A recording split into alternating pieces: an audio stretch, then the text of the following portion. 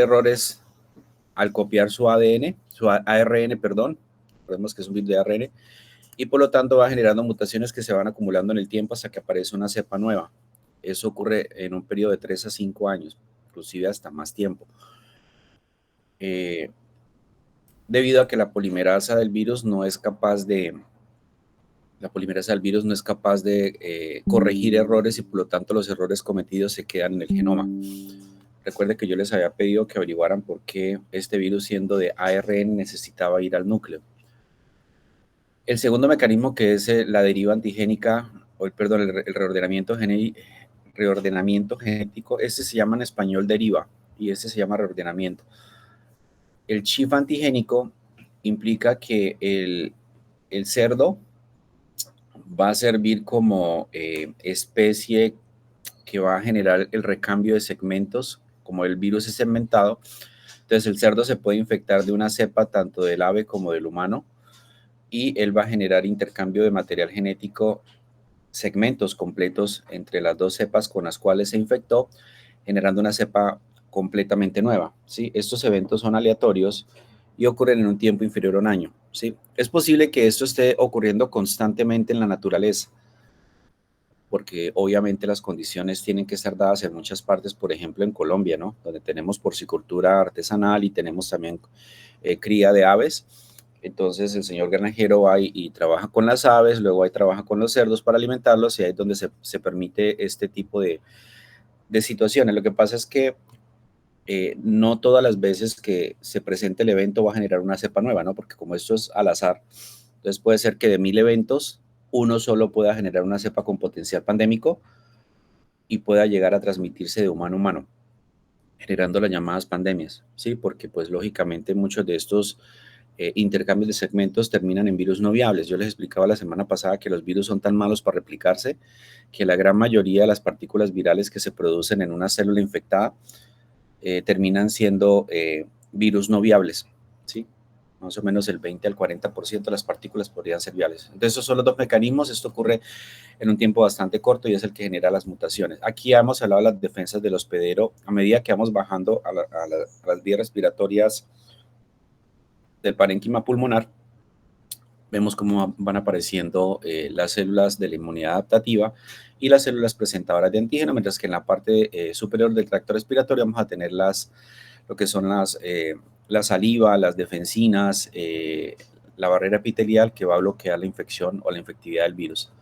Aquí hemos hablado de los eventos tempranos durante la infección. Una cosa curiosa que pasa con muchos virus, y yo creo que ya lo han visto con la profesora Virginia, es que el virus entra al individuo, infecta las células, se multiplica tempranamente, o sea, los primeros días de la infección, cuando la persona no tiene síntomas, o el individuo empieza a tener lo que llamamos los síntomas prodrómicos.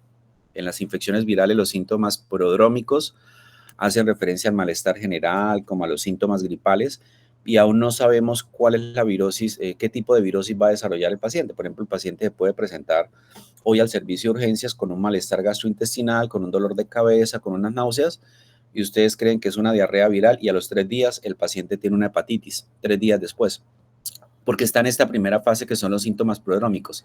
Estos síntomas prodrómicos que son inespecíficos, se dan cuando la carga, por favor, si alguien va ingresando, le dan a aceptar a la clase, que yo estoy con la presentación.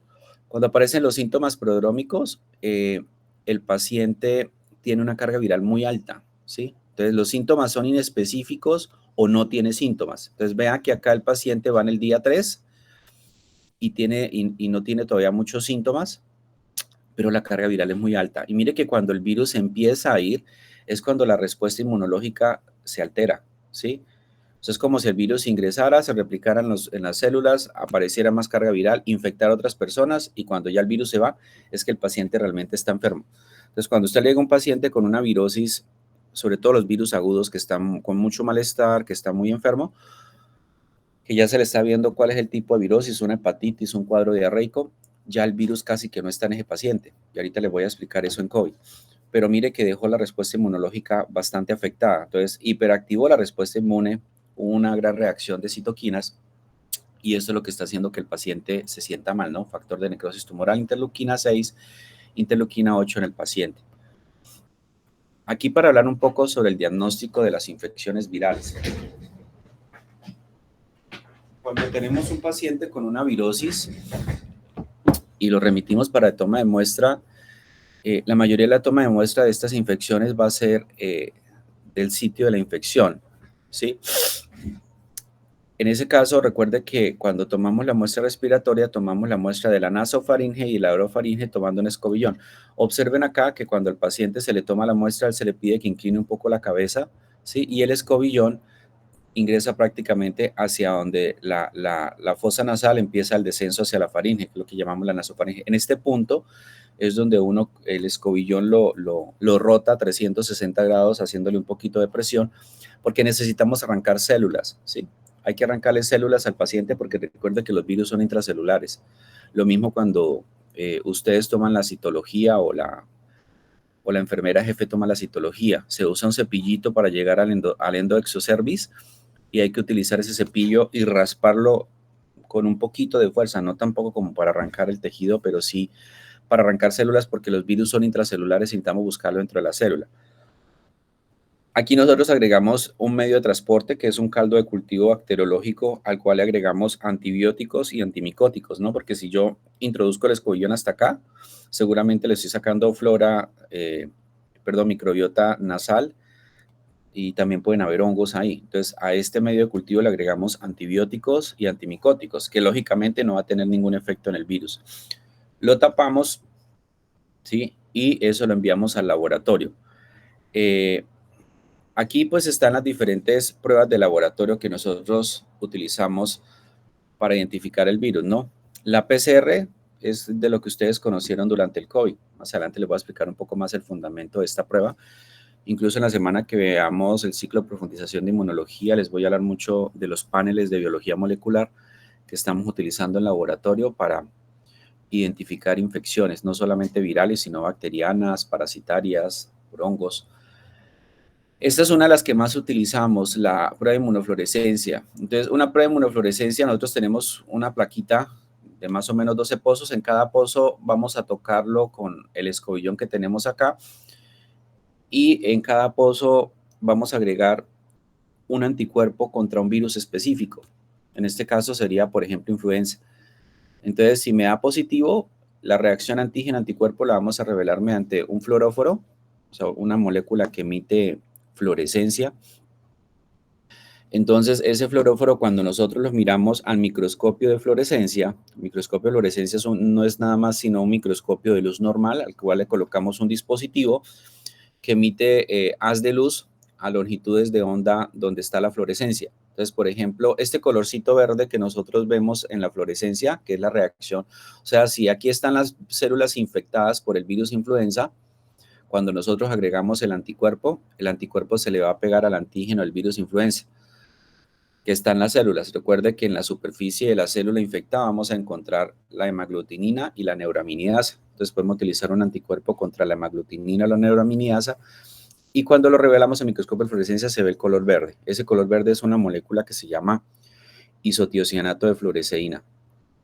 La otra opción es la fijación del complemento. No voy a explicar mucho esto porque realmente esto casi ya no se usa. Cuando nosotros mandamos las muestras a Bogotá, al Instituto Nacional de Salud, por eso es importante que los casos de influenza los reportemos con las fichas epidemiológicas porque son enfermedades de notificación obligatoria. Casi que todas las enfermedades virales son de notificación obligatoria, sobre todo las agudas. Ellos allá hacen una prueba que se llama plaqueo. En la prueba de plaqueo ellos colocan una capa de células vivas, agregan la muestra del paciente y la incuban durante 8 días. A los 8 días ellos retiran el medio de cultivo y la colorean con cristal violeta, la misma que ustedes utilizaron para el grano, y luego la lavan y lo que se observa son estos punticos, ¿sí? Cada puntico es un virus que entró, es como si fueran las colonias de las bacterias, pero a diferencia de las colonias, aquí donde están los puntos es donde el virus creció y se comió literalmente las células porque las dañó. Entonces dejan como esos espacios o huequitos y se observan, eso se llama plaqueo. Y la prueba de biología molecular multiplex, esta la voy a explicar más adelante en la infección por COVID. Tenemos una vacuna, ¿sí? La vacuna es una vacuna tetravalente inactivada. Es decir, que tiene 2 cepas de virus influenza A y 2 cepas de virus influenza B. Recuerde que la A es la que puede generar las pandemias, las enfermedades más graves, pero las cepas B también pueden enfermar. O sea, los tipos B de influenza también pueden enfermar y causar infecciones graves. Por esa razón, entonces, lo que hace el Instituto Nacional de Salud de Colombia y de toda Latinoamérica es ir recogiendo las muestras de los pacientes que se enfermaron el año inmediatamente anterior, las mandamos a Bogotá, ellos allá estudian los virus y le reportan a la Organización Mundial de la Salud cuáles fueron las cepas de moda en el 2024. Y a partir de las cepas de moda durante todo el 2024, ellos preparan la vacuna y nos la envían. Entonces, es un virus inactivado. ¿Qué es un virus inactivado? Ese es el nombre de la vacuna. El virus inactivado es un virus que se cultivó en el laboratorio, se hizo crecer en cultivos, luego se saca del cultivo y se inactiva con formol o con otra sustancia que lo inactive. O sea que el virus está muerto. Luego lo colocan en un sustrato, una sustancia líquida que tiene un inmunógeno, o sea, algo que ayuda a potenciar la respuesta inmune y eso es lo que nos coloca. Aquí está el esquema para la población infantil y para diferentes edades para que lo revise. Normalmente a nosotros los adultos nos colocan una sola dosis. Lo que pasa es que yo a veces me la pongo, digamos, por ahí cada 2, 3 años se me da por ir a colocármela. Depende cómo esté el comportamiento de las gripas, porque sí la influenza a veces pega duro. Pero esta vacuna genera bastante reacción. O sea, produce malestar general, síntomas como de fiebre, pero es algo que dura 2, 3 días y ya se va. ¿Sí? ¿Hasta ahí hay preguntas de influenza? ¿O todo va claro? Señor. Te escucho. No, profe. Bueno, listo. Entonces sigamos. Tenemos otro virus que se llama parainfluenza. Parainfluenza es parecido al virus influenza en cuanto a la sintomatología, el cuadro clínico, pero su genética es un virus algo distinto. Observe que es un virus también que tiene una envoltura, ¿sí? En esta envoltura que el virus se la roba a la célula que infectó. Recuerda que las envolturas virales no las fabrica. El virus fabrica todo lo que tiene excepto la envoltura. La envoltura siempre se la roba a la célula. La mayoría de las veces se la roba a la membrana celular. Algunos virus se la puede robar a la membrana del aparato de Golgi, ¿sí? Su nucleocápside, que es el interior, es una nucleocápside con simetría helicoidal, es decir, que tiene como la forma de un resorte. Recuerde que la otra es la icosaédrica, la que tiene forma de cajita. Y el material genético es una sola tira, ¿sí? Es una sola hebra de RNA de polaridad negativa. Entonces, ya partiendo más o menos de la estructura, uno dice, bueno, por ser un virus de RNA, tiene capacidad de mutar, ¿sí? Generar variantes, sí, es cierto. Además de eso, por ser de una sola hebra, pues tiene menos capacidad de mutar como lo hace el virus influenza, que hace el chif antigénico. Este no lo hace, ¿sí? Aquí está la clasificación taxonómica, este es el árbol filogenético. Observe que aquí tenemos varias especies. Tenemos los morbillivirus y los enipavirus, que son unos virus que causan fiebres hemorrágicas por allá en el Medio Oriente y en Asia, en el sureste asiático. Aquí tenemos los que nos interesan, que son los respirovirus. En los respirovirus vamos a ver virus para influenza 1, virus para influenza 2. Un segundo, a ver acá. Control, pantalla, opciones del puntero láser. Ya. Aquí tenemos el virus para influenza 2, el 3. Y por aquí está, ¿dónde está el 4? Son 4.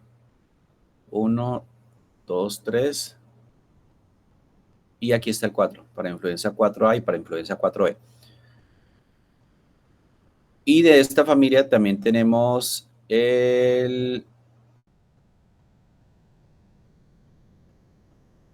no lo veo, el virus sincitial respiratorio. Aquí falta el virus sincitial respiratorio. Bueno, vamos a pasar acá. Es un virus que también puede afectar, generalmente las infecciones respiratorias más graves nos dan a los grupos extremos, a los más pequeños y a los más adultos, ¿sí? Observe cómo en población para influenza el porcentaje de aislamientos lo hacemos principalmente en los niños de 2 a 5 años, donde está este pico más alto, ¿sí? Podemos aislar para influenza 1, para influenza 2 y para influenza 3, principalmente estas 3 cepas. las observamos acá. Y a medida que vamos pasando la edad, los virus se van aislando con menos frecuencia, ¿sí? Aquí vemos las infecciones también por edades, ¿sí? Comparando los virus para influenza con influenza y sincitial respiratorio, ¿sí? Observamos acá que esta gráfica es muy importante. Observamos acá que en niños menores de 5 años, el principal agente etiológico de infecciones respiratorias es el virus respiratorio sincitial, ¿sí? Seguido del virus para influenza y del virus influenza. Mire que a medida que vamos subiendo en edad, de 5 a 17 años, de 18 a 44, de 45 a 64, los virus influenza van descendiendo, ¿sí? El virus sincitial va descendiendo y aquí tenemos más infecciones por influenza, ¿sí? Y la parainfluenza estaría como en tercer lugar, ¿sí? Ya a este nivel. Entonces, más o menos para que cuando usted le lleguen a una persona, si le llega a un niño menor de 5 años, vamos a sospechar que la infección es por el virus respiratorio sincitial. Si ya tenemos una persona de más de 5 años o adultos, incluyendo adultos mayores, vamos a observar cómo el que predomina es el virus influenza. Pero mire que aquí ya en los adultos mayores empezamos a tener infecciones por parainfluenza, ¿sí? Debido a su sistema inmunológico. Ese comportamiento epidemiológico es de los Estados Unidos, pero es bastante similar a lo que ocurre en nuestro país, ¿sí? Entonces, aquí tenemos los síndromes respiratorios que ocurren en la infección por el virus influenza. Lo que más se presenta es este síndrome de Krupp, ¿sí? Este síndrome de Krupp es una laringotraqueobronquitis, ¿sí? Es la que afecta principalmente a niños pequeños y se caracteriza porque el paciente presenta al toser como una tos de perro que llaman, ¿sí? Se le dificulta respirar, incluso cuando hablan, estas personas cuando hablan con el síndrome de Krupp como que la voz le chilla porque está infectada la laringe y afecta las cuerdas bucales, ¿sí? En esta patología, el tipo para influenza más frecuente es el tipo 1. O sea, el tipo 1 es la principal causa de Krupp, seguido del tipo 2, ¿sí? En segundo lugar, tenemos en estos pacientes la bronquitis, ¿sí? Entonces ya estamos aquí un poco más en las infecciones respiratorias bajas, donde tenemos la inflamación de los bronquios, donde el paciente presenta una tos persistente, la mayoría de veces una tos seca, ¿sí? A veces, pues cuando el paciente llega con tos y con infección respiratoria, la pregunta ¿es una infección bacteriana o es una infección viral? Entonces, en estas infecciones, pues no hay tanta presencia de secreciones y obviamente no hay flemas. Entonces, eso nos ayuda a pensar que la infección es más viral que respiratoria para no tener que darle antibióticos. Los antibióticos solamente los prescribimos si fuera viral, bacteriana, perdón. En la bronquitis, obviamente, el paciente, debido a la inflamación, se le dificulta la respiración y puede tener síntomas de resfriado, ¿sí? O sea, como si tuviera alergia. El tipo más frecuente es para influenza tipo 3, ¿sí? Especialmente en niños y en adultos que han tenido infecciones respiratorias preexistentes o enfermedades como por ejemplo el asma. Aquí tenemos la neumonía. eh, es causa de neumonía viral, aunque es menos frecuente que influenza. Influenza causa más cuadros de neumonía que para influenza. Pero aquí vamos a tener el tipo 3, principalmente asociado a neumonía viral, principalmente en niños menores de 5 años, ¿sí? Entonces, al igual que el sincitial respiratorio menor de 5 años, para influenza 3 también puede generar esta infección. El resfriado común, que también se presenta mucho para influenza, de hecho, cuando el paciente consulta por resfriado o malestar, el médico pues le cuesta saber si realmente es un rinovirus o es el virus para influenza. Recuerda que el rinovirus, para que apunten por ahí, es la principal causa del resfriado común. Yo les había dicho en la clase pasada que el rinovirus es muy improbable que cause infecciones de orofaringe o infecciones de bronquios o pulmón porque este rinovirus no es capaz de vivir a más de 32 grados, o sea, la temperatura lo inactiva. Por eso él se queda en las vías respiratorias superiores. Entonces, cuando uno anda como engripado, como que tiene como ese malestar de secreción de nariz, como rasquiña, y estornudos, que a veces uno piensa que es alergia, podría ser un rinovirus. Yo les había dicho también que habían 150 tipos de rinovirus, es decir, que podemos durar todo el año con resfriado común debido a la gran cantidad de cepas y es bastante contagioso el rinovirus. Entonces, el rinovirus no lo asociamos ni a infecciones de garganta ni infecciones pulmonares, para que lo apunten por ahí y lo tengan en cuenta. Pero mire que además del rinovirus, el virus para influenza también podría causar esos síntomas de resfriado común. ¿sí? Entonces, una persona que tenga un sistema inmunológico bien competente, pero pues que se infecte, principalmente por los tipos 2 y el tipo 4 rinovirus, podría presentar el resfriado común. Entonces, los síntomas son muy frecuentes. Bueno, ¿por qué es importante saber cuál tipo es el que está infectando por epidemiología? ¿Sí? Como les digo, es una infección que se tiene que reportar al Instituto Nacional de Salud. Entonces, es importante que si ustedes identifican al paciente con una infección de vías respiratorias que no sea bacteriana, inmediatamente diligencien la ficha, manden al paciente al laboratorio, llamen al laboratorio para que le tome la muestra y eso se manda para el Instituto Nacional de Salud. Entonces, en la ficha epidemiológica ustedes colocan todos los datos del paciente y la historia clínica, los signos y síntomas. Importante siempre preguntarle al paciente cuándo iniciaron los síntomas y dónde estuvo, con quién estuvo en contacto. Y si dentro del grupo o el núcleo de personas con las que ha compartido hay otras personas que han tenido los síntomas. Todo eso se debe diligenciar en la ficha para que se envíe a Bogotá al Instituto Nacional de Salud y ellos puedan llenar estas estadísticas. Ellos allá averiguan cuál es el tipo por las pruebas que les indiqué en la diapositiva de influenza, para ellos saber cuál es el tipo de influenza que es. Entonces, una recomendación es llenar la ficha y llenarla completa. La información hay que mandarla completa a Bogotá. De lo contrario, entonces nos quedamos con la epidemiología a medias. Aquí entonces están los marcadores de severidad. Entonces, prácticamente tenemos lo mismo, ¿sí? Aquí tenemos la carga viral en el día 0. ¿Sí? Entonces, el paciente se infectó por allá 48 a 5 días, a 3 días antes, ¿sí? De 3 a 5 días se infectó, incubó el virus y en el día 0, aquí tenemos entonces la carga viral, ¿sí? Observe la carga viral en los 3 primeros 7 días. Entonces, casi que la primera semana de síntomas, por eso le pregunto al paciente, ¿usted cuánto lleva con los síntomas? El paciente le dice, doctor, llevo 4 días. Ah, usted está en el pico más alto. Mira, aquí está el pico más alto, la cantidad de partículas virales que corresponde al eje de la Y, ¿sí? Y mire que cuando tengo la carga viral más alta, que va a empezar el descenso, es cuando inician los síntomas. Y mire que aquí ya el paciente no tiene carga viral y todavía mantiene síntomas, ¿sí? Entonces, lo que yo le digo, el virus ingresa, causa el cuadro clínico y se va y el paciente se queda con los síntomas. Estos interferones tipo 1 y tipo 3, recuerde que son los interferones de la inmunidad innata, ¿no? El interferón tipo 1 es el alfa beta y el tipo 3 es el interferón lambda, ¿sí? Que son los dos interferones de inmunidad innata, el tipo 1 y el tipo 3.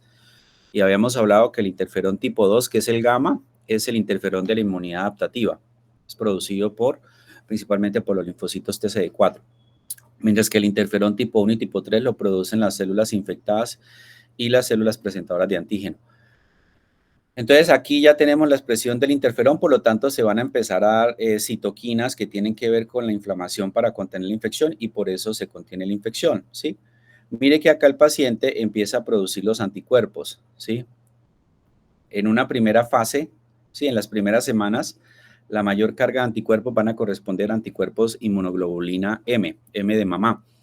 ¿Por qué? Porque el paciente nunca antes había estado en contacto con este virus, entonces primero produce la inmunoglobulina M y por el camino esa inmunoglobulina M va a madurar y se va a convertir en un anticuerpo secretor, que sería la inmunoglobulina G, y como estamos hablando de mucosa, la inmunoglobulina A, ¿sí?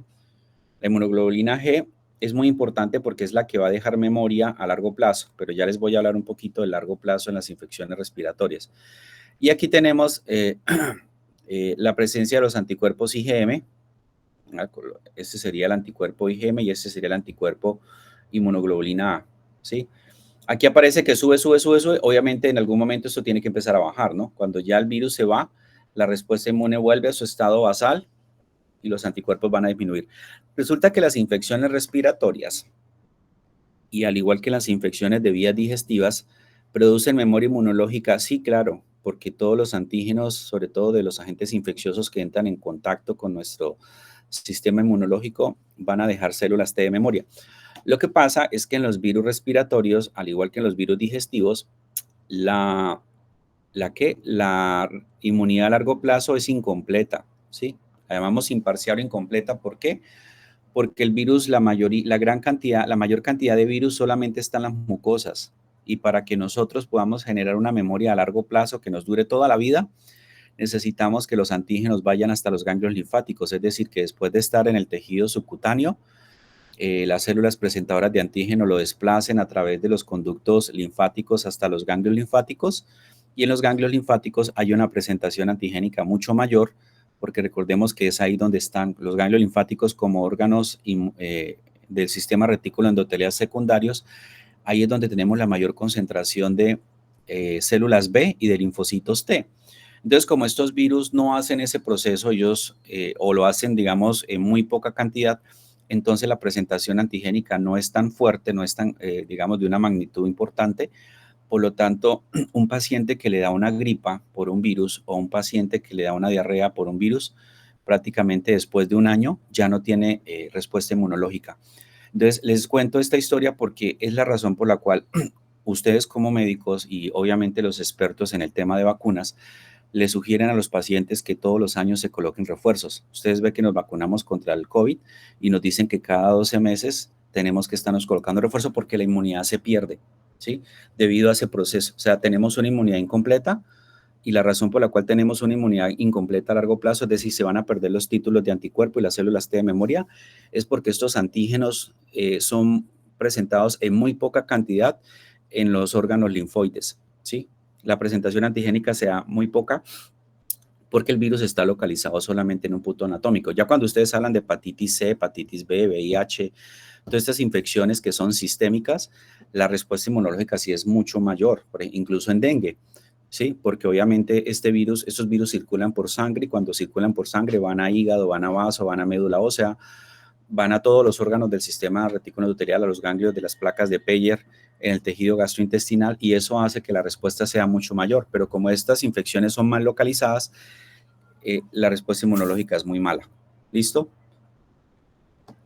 Esta es de las pruebas que más se utilizaba hasta tiempos de COVID. Cuando empezó el COVID, el Instituto Nacional de Salud, yo les estoy hablando de las pruebas que hacen los órganos de control, los órganos de vigilancia, porque nosotros muy pocas veces hacemos estas pruebas en el laboratorio clínico de rutina. Observen ustedes acá lo que yo les decía, la prueba de inmunofluorescencia. Entonces, esta es la laminita, parecía a las que ustedes ven en patología. Entonces, yo le tomo la muestra al paciente y pico 12 veces, 2, 4, 5, 10 veces. Pico 10 veces la misma muestra en cada pocito. Dejo secar la lámina, ¿sí? Y obviamente tengo que agregarle una solución fijadora. Entonces le podemos agregar metanol o paraformaldehído, que son de los alcoholes que utilizan bastante en patología para fijar la muestra. Entonces, una vez que la muestra queda fijada, la dejo secar y ya le puedo agregar el anticuerpo. Sí, entonces yo le agrego el anticuerpo. Entonces, en este pocito, por ejemplo, le agrego anticuerpo para el virus respiratorio sincicial, para saber si es el que infecta al paciente. En el segundo pocito le estoy agregando influenza A, en el tercero influenza B, en el cuarto para influenza. Aquí no le agrego nada porque es el control negativo y así en cada pozo, ¿sí? Aquí tenemos, por ejemplo, para bacterias, ¿sí? Micoplasma, neumonía. Entonces, a cada uno le agrego un anticuerpo distinto y luego, ¿qué es lo que hago? Lavar la placa. Entonces, uno la lava con solución salina. A veces la metemos en unos frasquitos que llaman frascos de Coplin, los que tienen los patólogos, no sé si los han visto en los libros de patología. Lavamos la lámina para que se retire el exceso de anticuerpo, porque el anticuerpo no lo agrega en una solución y lo deja ahí 2 horas y después lavamos la placa. Después de lavar la placa para retirar el anticuerpo que no se pegó, esperamos unos 20 minutos que se seque y agregamos el segundo anticuerpo. El segundo anticuerpo es el que está marcado con la sustancia fluorescente, ¿sí? Y va dirigido contra el primer anticuerpo. Volvemos a lavar la placa y empezamos a mirar al microscopio de fluorescencia. Entonces, donde está verdecito es positivo. Entonces, es súper chévere esta prueba. Esta prueba dura más o menos 4 a 6 horas haciéndola en el laboratorio. Es muy chévere porque en una sola muestra yo puedo identificar cuál es el agente etiológico de la infección respiratoria. Esto era lo que hacía el Instituto Nacional de Salud hasta tiempos de pandemia. Nos faltaba un poco más de tecnología. Si bien esto es tecnología porque son reacciones inmunológicas, antígeno-anticuerpo, era un poco dispendiosa y era costosa, ¿sí? Una lámina de esta salía muy cara. Y eran los paneles que hacían, por ejemplo, el Laboratorio de Salud Pública de Cali lo hacía, el de Antioquia lo hacía, el de Barranquilla lo hacía, y el Instituto Nacional de Salud en Bogotá y la Secretaría de Salud Distrital de Bogotá eran los que tenían esta tecnología, hasta que aparecieron las pruebas de biología molecular. Sin embargo, ahorita la ventaja es que estamos adquiriendo los laboratorios clínicos, que sé que en Popayán en algunos lo hay, las llamadas pruebas rápidas que son como pruebas de embarazo. Entonces, es una prueba muy sencilla de 10 minutos. Lo que hace uno es agrega la muestra respiratoria del paciente acá. Entonces, uno toma la muestra y la mete en un frasquito que tiene solución salina para que se diluyan los antígenos con la solución. De ahí sacamos una gotica, mire, con el gotero, la agregamos acá y lo esperamos 10 minutos hasta que se revele. Entonces, lo que vamos a observar ahí es la presencia de una banda, ¿no? Entonces, esta sería una muestra positiva. En las muestras positivas, porque seguramente ustedes pueden hacer estas pruebas, ya el Instituto Nacional de Salud y el Ministerio de Salud avaló para que los médicos y las enfermeras hicieran algunas pruebas de laboratorio que son urgente hacerlas si no tenemos el bacteriólogo para que nos apoye porque estamos en un lugar donde no hay bacteriólogo. Entonces, eso sería una prueba positiva donde ustedes observan la raya de la positividad, pero aquí hay una raya control. Entonces, siempre es obligatorio que la rayita de control aparezca, ¿sí?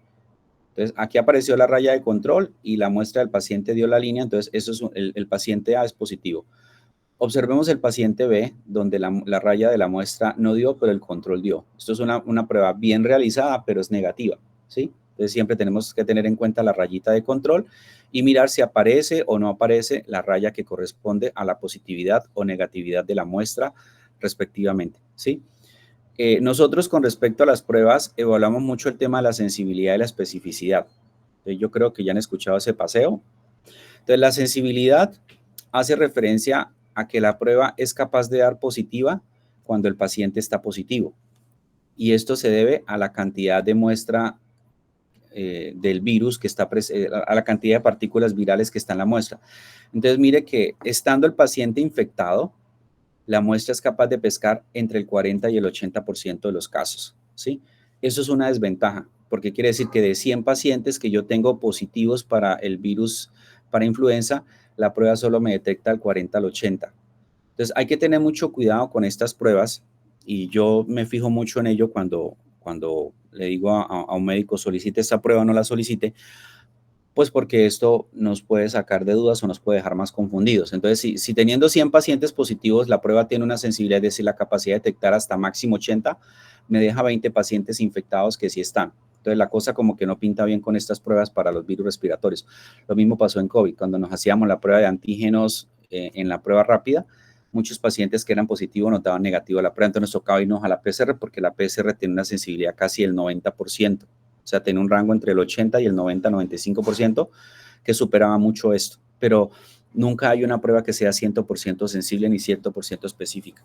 La especificidad hace referencia a que si el virus que está acá es influenza o para influenza la prueba lo pesque, ¿sí? Entonces tiene también del 80 al 90% de especificidad, que este rango sí estaría bien, pero me afecta, digamos, pensar en esta sensibilidad tan baja. En cambio, esta tiene una sensibilidad y una especificidad superior a estas pruebas rápidas, pero pues es lo que tenemos en el mercado. Es importante esto y sobre todo que cuando ustedes manden a hacer una prueba y ustedes sospechen que el paciente tiene la infección viral que ustedes creen y el laboratorio le reporte un resultado negativo, ustedes llamen al laboratorio y díganle, doctor, hágame un favor y me dice cuál es la sensibilidad de la prueba que usted le hizo a este paciente. Entonces le va a decir 80%. Entonces ya usted con eso queda tranquilo diciendo que el laboratorio no fue capaz de identificarlo por la sensibilidad baja, para que no le echemos la culpa tampoco al bacteriólogo ni a la enfermera que tomó la muestra.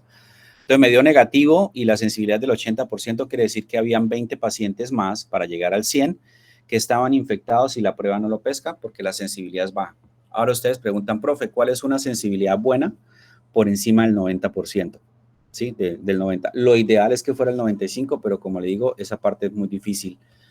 Entonces no hay pruebas infalibles. Van a ver ustedes muchas pruebas de laboratorio que van a realizar y que esas pruebas nos van a dar resultados negativos y no es el virus. O a veces nos dan positivas y tampoco es el virus. Por ejemplo, en VIH, en el último trimestre, si la paciente le da un síndrome gripal, la prueba de VIH le puede dar positivo y la paciente queda asustada que está infectada. Entonces, esos serían falsos positivos. Profe. Dime. Entonces, en estos casos, ¿cuál sería como el objetivo de utilizar una prueba rápida? O sea, solamente en el caso, pues, de que No esté tenemos dentro de... más, es porque no tenemos más. O sea, si usted tiene cómo pedir una prueba mucho mejor, pídala. O sea, si usted dice, profe, en los virus respiratorios, ¿cuáles serían las mejores pruebas para pedir? Las de biología molecular. Pero pregunte aquí en Popayán dónde tenemos esos laboratorios. No hay. O sea, aquí en Popayán nadie hace pruebas de biología molecular para infecciones virales, ni siquiera el San José. En cambio, usted va a Medellín, en cualquier hospital de tercer nivel le hacen pruebas de biología molecular, que son paneles. Cuando lleguemos a la semana de inmunología, les voy a hablar mucho de los paneles para enfermedades infecciosas porque es lo que está de moda, ¿sí? Lo mismo la semana entrante en tuberculosis, más que hablarles de la coloración de ZN, que es una coloración de laboratorio, digamos, ya bastante clásica, bastante formal, está saliendo al mercado porque las pruebas de biología molecular nos están reemplazando en los laboratorios, pero aquí no tenemos, ¿sí? Entonces, si usted la pregunta cuál es entonces la finalidad de usar una prueba tan baja, porque no tenemos más. Usted tiene la sospecha, tiene un paciente bastante enfermo con una infección que usted cree que es un virus para influenza, ¿sí? Y pues lo manda al laboratorio. Es bastante probable que le dé positivo, porque si le dice el 80%, o sea, de 10 le coge 8, o sea, la mayoría, ¿sí me entiende? Pero usted dice, no, yo quiero una que me coja 9 de 10 o 9.5, pero no la tenemos. No quiere decir que todas las pruebas rápidas sean malas. Hay pruebas rápidas para algunas enfermedades infecciosas que son muy buenas, por ejemplo, el Helicobacter pylori. El Helicobacter pylori salieron unas pruebas de cassette súper buenas que tienen casi 95% de sensibilidad.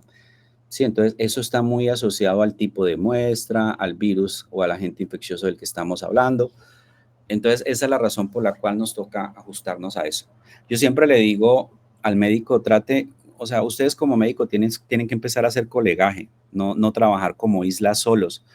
Si usted tiene un paciente con un problema respiratorio, que usted sospecha que es un virus, le dio una infección negativa, el resultado del laboratorio negativo, llame al laboratorio y pregúntele al bacteriólogo, vea, doc, yo estoy casi seguro que esto es un virus de influenza o para influenza, pedí la para influenza y me dio negativo. ¿Usted qué piensa? ¿Qué tal es esa sensibilidad? De una vez el bacteriólogo le va a decir, no, la sensibilidad no es buena. Entonces, ¿qué hacemos? El bacteriólogo, pues, deme la muestra y yo la mando para Bogotá y en Bogotá en 5 días nos dicen el resultado porque más que por ese paciente, puede ser porque el paciente tenga más contactos en la comunidad. Entonces necesitamos, si sospechamos que hay un brote de parainfluenza, necesitamos alertar al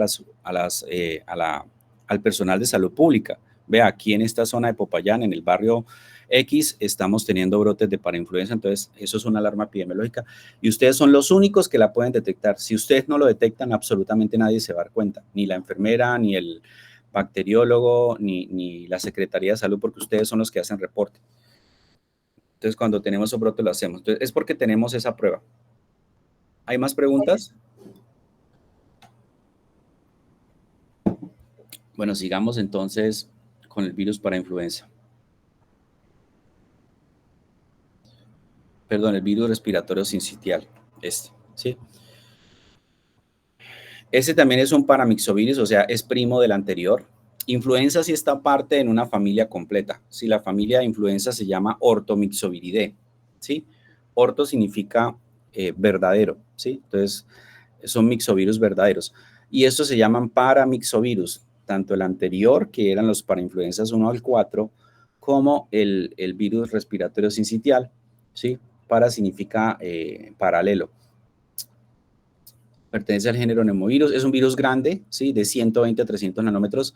Observen la estructura del virión, ¿sí?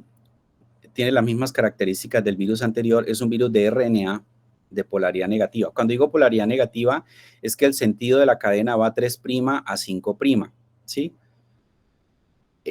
Cuando ellos infectan la célula, recordemos que los ribosomas en el citoplasma, como este virus se queda en el citoplasma, los ribosomas, que son los que hacen la traducción de proteínas, ¿sí? Para polimerizarlas, hacer las cadenas polipeptídicas, ellos son capaces de reconocer los RNA monocatenarios, o sea, de una sola cadena, ¿sí? Pero ¿cuál es la diferencia? Que los ribosomas no reconocen este sentido, o sea, 3', 5'. Entonces, pues, profe, tan fácil, voltéelo, dele la vuelta y que no es tan fácil, porque esto tiene una configuración bioquímica bastante, digamos, compleja.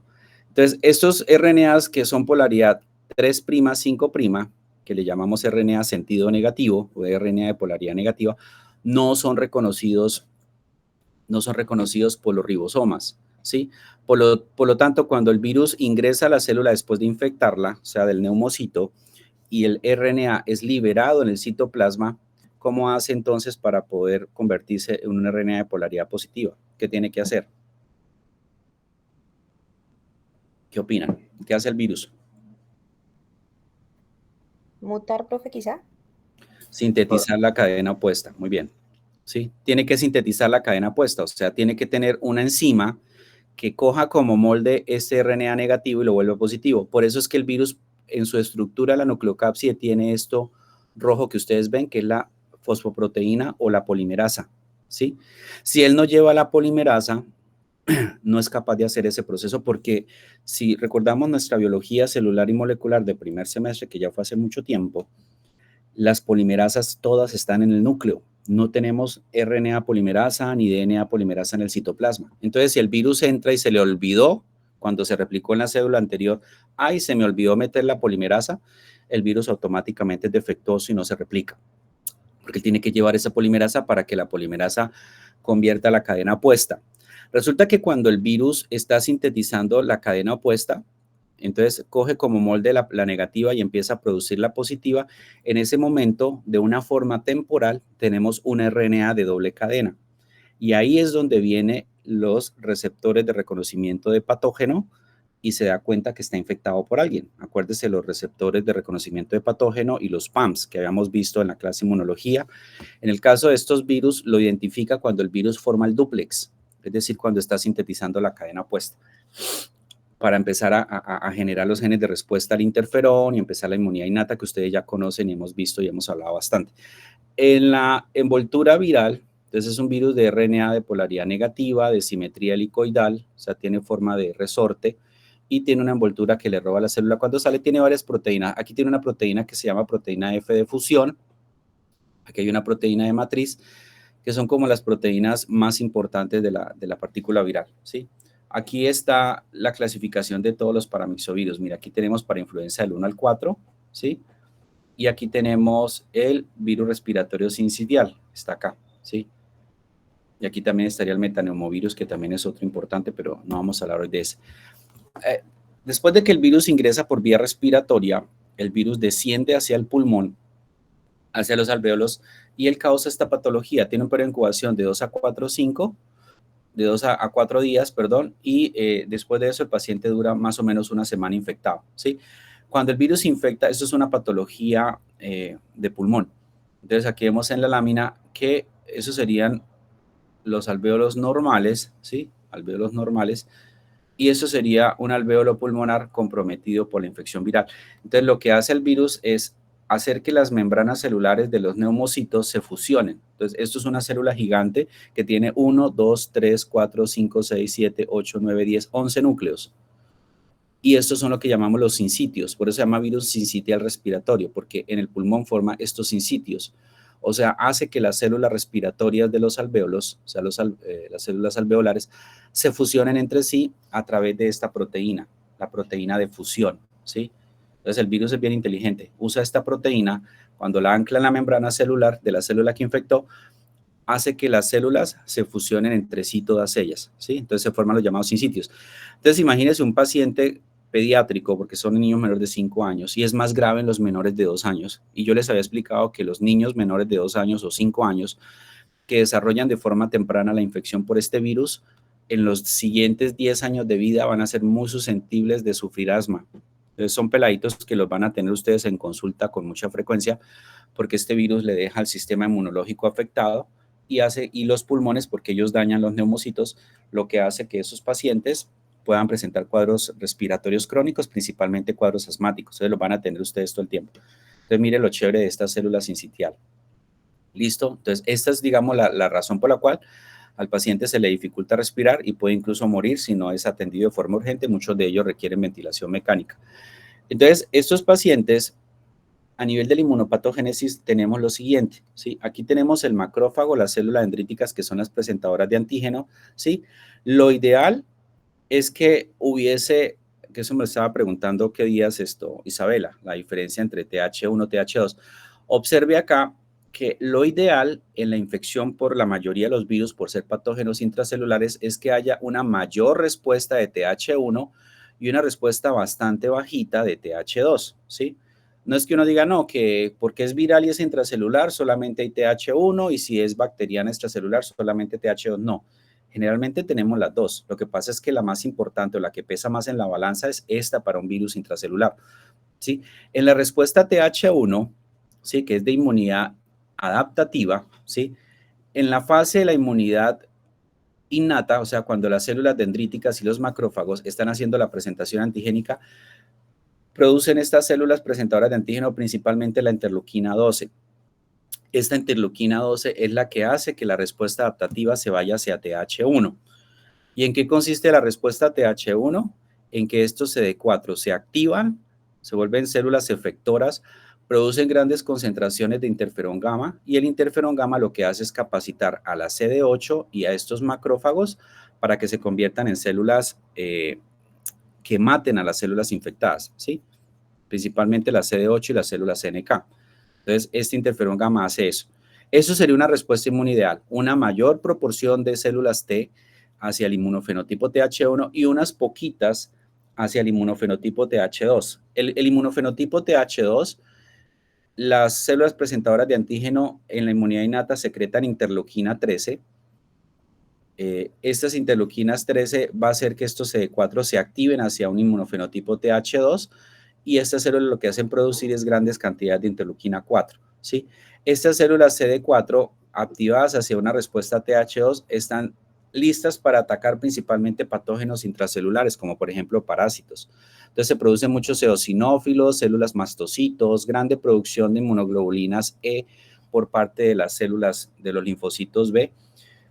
Y esto, pues, en esa proporción, es decir, mayor cantidad de TH1 y un poquito, digamos, un 5% de TH2 de toda la respuesta inmune adaptativa, sería lo ideal para que las células mueran. Pero, ¿qué es lo que pasa? ¿Sí? Cuando se da esta presentación antigénica y la célula ha sido infectada, observe que el virus tiene varios mecanismos. Por ejemplo, aquí tiene unas proteínas NS1 y NS2 del virus. Las proteínas NS son proteínas no estructurales, casi todos los virus las tienen. Esta proteína NS1, NS2 lo que hace es inhibir la liberación de interferones tipo 1. ¿Y qué pasamos si bloqueamos la producción de interferón tipo 1? No nos vamos por acá, porque esos interferones son antivirales, ¿sí? No nos vamos por acá. Entonces, lo que hace es bloquear todos estos mecanismos virucidas, o sea, que destruyen las células, y lo que va a hacer entonces es que la inmunidad se vaya más hacia TH2, ¿sí? Entonces, estos pacientes que tienen cuadros severos, bronconeumonías causadas por el virus sistémico respiratorio, ocurre porque la inmunidad innata fue bloqueada por el virus, bloqueó la expresión de interferones tipo 1 y tipo 3. Eso condujo a que haya una mayor sobreexpresión de inmunofenotipo TH2, ¿sí? En lugar de TH1, y cuando tenemos bastante producción de inmunofenotipo TH2, lo que va a ocurrir es que el paciente va a tener un cuadro bastante severo. O sea, imagínese el tracto respiratorio, pulmón por allá, con un gran infiltrado de eosinófilos, de mastocitos. Estas células liberan histamina, liberan mediadores inflamatorios, factor de necrosis tumoral, y lo que hace es dañar muchísimo el pulmón. De hecho, destruye las células. Entonces, el virus dañando por aquí y la respuesta inmune dañando por acá hace que estos cuadros inmunológicos sean bastante severos y la fisiopatología de la infección sea bastante severa, porque se dispara principalmente la respuesta TH2, ¿sí? Se dispara principalmente la respuesta TH2 porque hay inhibición de los interferones tipo 1 en la inmunidad innata. Y lo correcto sería que el 90% fuera TH1. Por esa razón es que el virus es mucho más agresivo. Quiero preguntar, ¿entendieron ese concepto? Sí, profe. De Sí, todas profe. maneras, si no lo entienden, por favor, revísenlo, porque de esto sí les pregunto en el examen. Porque Profe, esta yo es tengo la una... principal causa, ya te respondo, esta es la principal causa por la cual los niños se les enferman. Es por esto que les estoy mostrando acá. Por esta respuesta inmunológica es que los peladitos llegan al cuadro severo sumado a la formación de los sinsitios. ¿Cuál es la pregunta? Profe, como en la inmunofisiología normal, la célula presentadora de antígeno secreta interleuquina 12 y esa interleuquina 12 lo que hace es redireccionarme a TH1 y bueno, Principalmente. y cuando se activa los CD4, ellas producen directamente el interferón.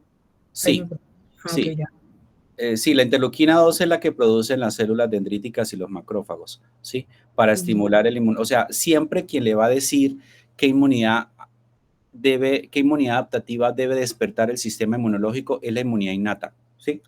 Por eso, si ustedes se ponen a leer inmunología, los virus, está mucho más enfocado a los interferones tipo 1 y tipo 3, ¿sí? A toda esta ruta de los receptores de reconocimiento de patógeno que vimos en inmunología, porque es ella, o sea, es ese componente de la inmunidad innata que le dice al sistema adaptativo usted para dónde tiene que coger, si se va para TH1, si se va para TH2 o se va para otro inmunofenotipo. Normalmente en virus hablamos más de TH1 y TH2. Cuando lleguen a parásitos van a hablar más de TH2 y TH17. Y cuando vieron inmunología, cuando de pronto vieron VIH, cuando lean los textos que les recomendó la profe Virginia, porque ayer precisamente me puse a leer unos documentos que ella les envió, hay uno que es muy bueno, un documento sobre la latencia del VIH. En VIH hablamos mucho de células T reguladoras. Sí, las células T reguladoras son las que hacen que el sistema inmunológico se duerma. Entonces, es el sistema inmune adaptativo, innato, perdón, el que le dice para dónde tiene que coger. El problema es que en las infecciones donde los virus causan daño al sistema inmunológico, entonces ya no es la inmunidad innata, sino es el virus el que le dice a la inmunidad innata, vaya, dígale a la inmunidad adaptativa para dónde coja. ¿Sí me hago entender? Eso es súper interesante. Digo, ustedes deberían ver un curso completo de inmunología porque muchas enfermedades, por ejemplo, ustedes deberían ver inmunología por todo lo que son las enfermedades autoinmunes, porque ustedes pueden ser reumatólogos. Entonces hay que leer inmunología. Por eso les pasé ese texto. Cuando estén en vacaciones, pónganse a leer inmunología porque ahí están todas las enfermedades autoinmunes, que también tienen muchos de estos mecanismos, pero no son mediados por los virus, sino por el daño que sufre la inmunidad innata y hace que estas respuestas inmunológicas adaptativas se exageren.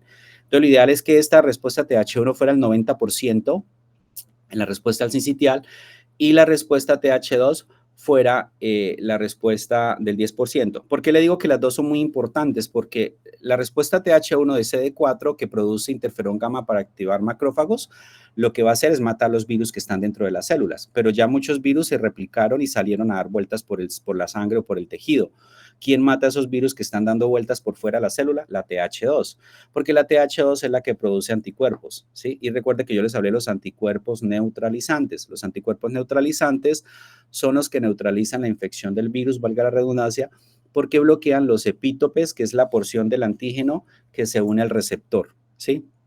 Esa es la razón por la cual las dos respuestas se tienen que... Entonces, si usted dice, no, que tiene que ser exclusiva TH1, falsa. Eso es falso. Tiene que haber las dos, porque si no, entonces no podemos eliminar completamente el virus. Muy bien. Igual, pues lean la diapositiva, revísenla. Si tienen preguntas, me buscan, me escriben.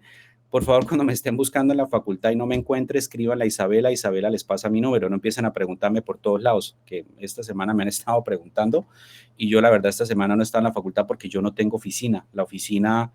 Ustedes saben que el tercer piso lo están volviendo nada y yo ahorita no tengo oficina, estaba yendo a trabajar al laboratorio clínico, pero toda esta semana están atendiendo pacientes, entonces yo no tengo donde sentarme y la verdad a mí no me gusta la biblioteca. Entonces yo muchas veces me quedo aquí en mi apartamento trabajando, entonces me pueden escribir por WhatsApp, le dicen por favor Isabela, usted me puede dar el número del profesor y usted me escriben profesor fulanito de ese cuarto mes. A mí no me molesta que me escriban.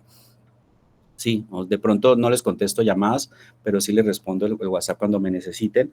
Y si no nos vemos en la facultad, yo puedo hacer una videollamada. O sea, formas para contactarme siempre las van a encontrar y como les digo, siempre voy a estar disponible para ustedes.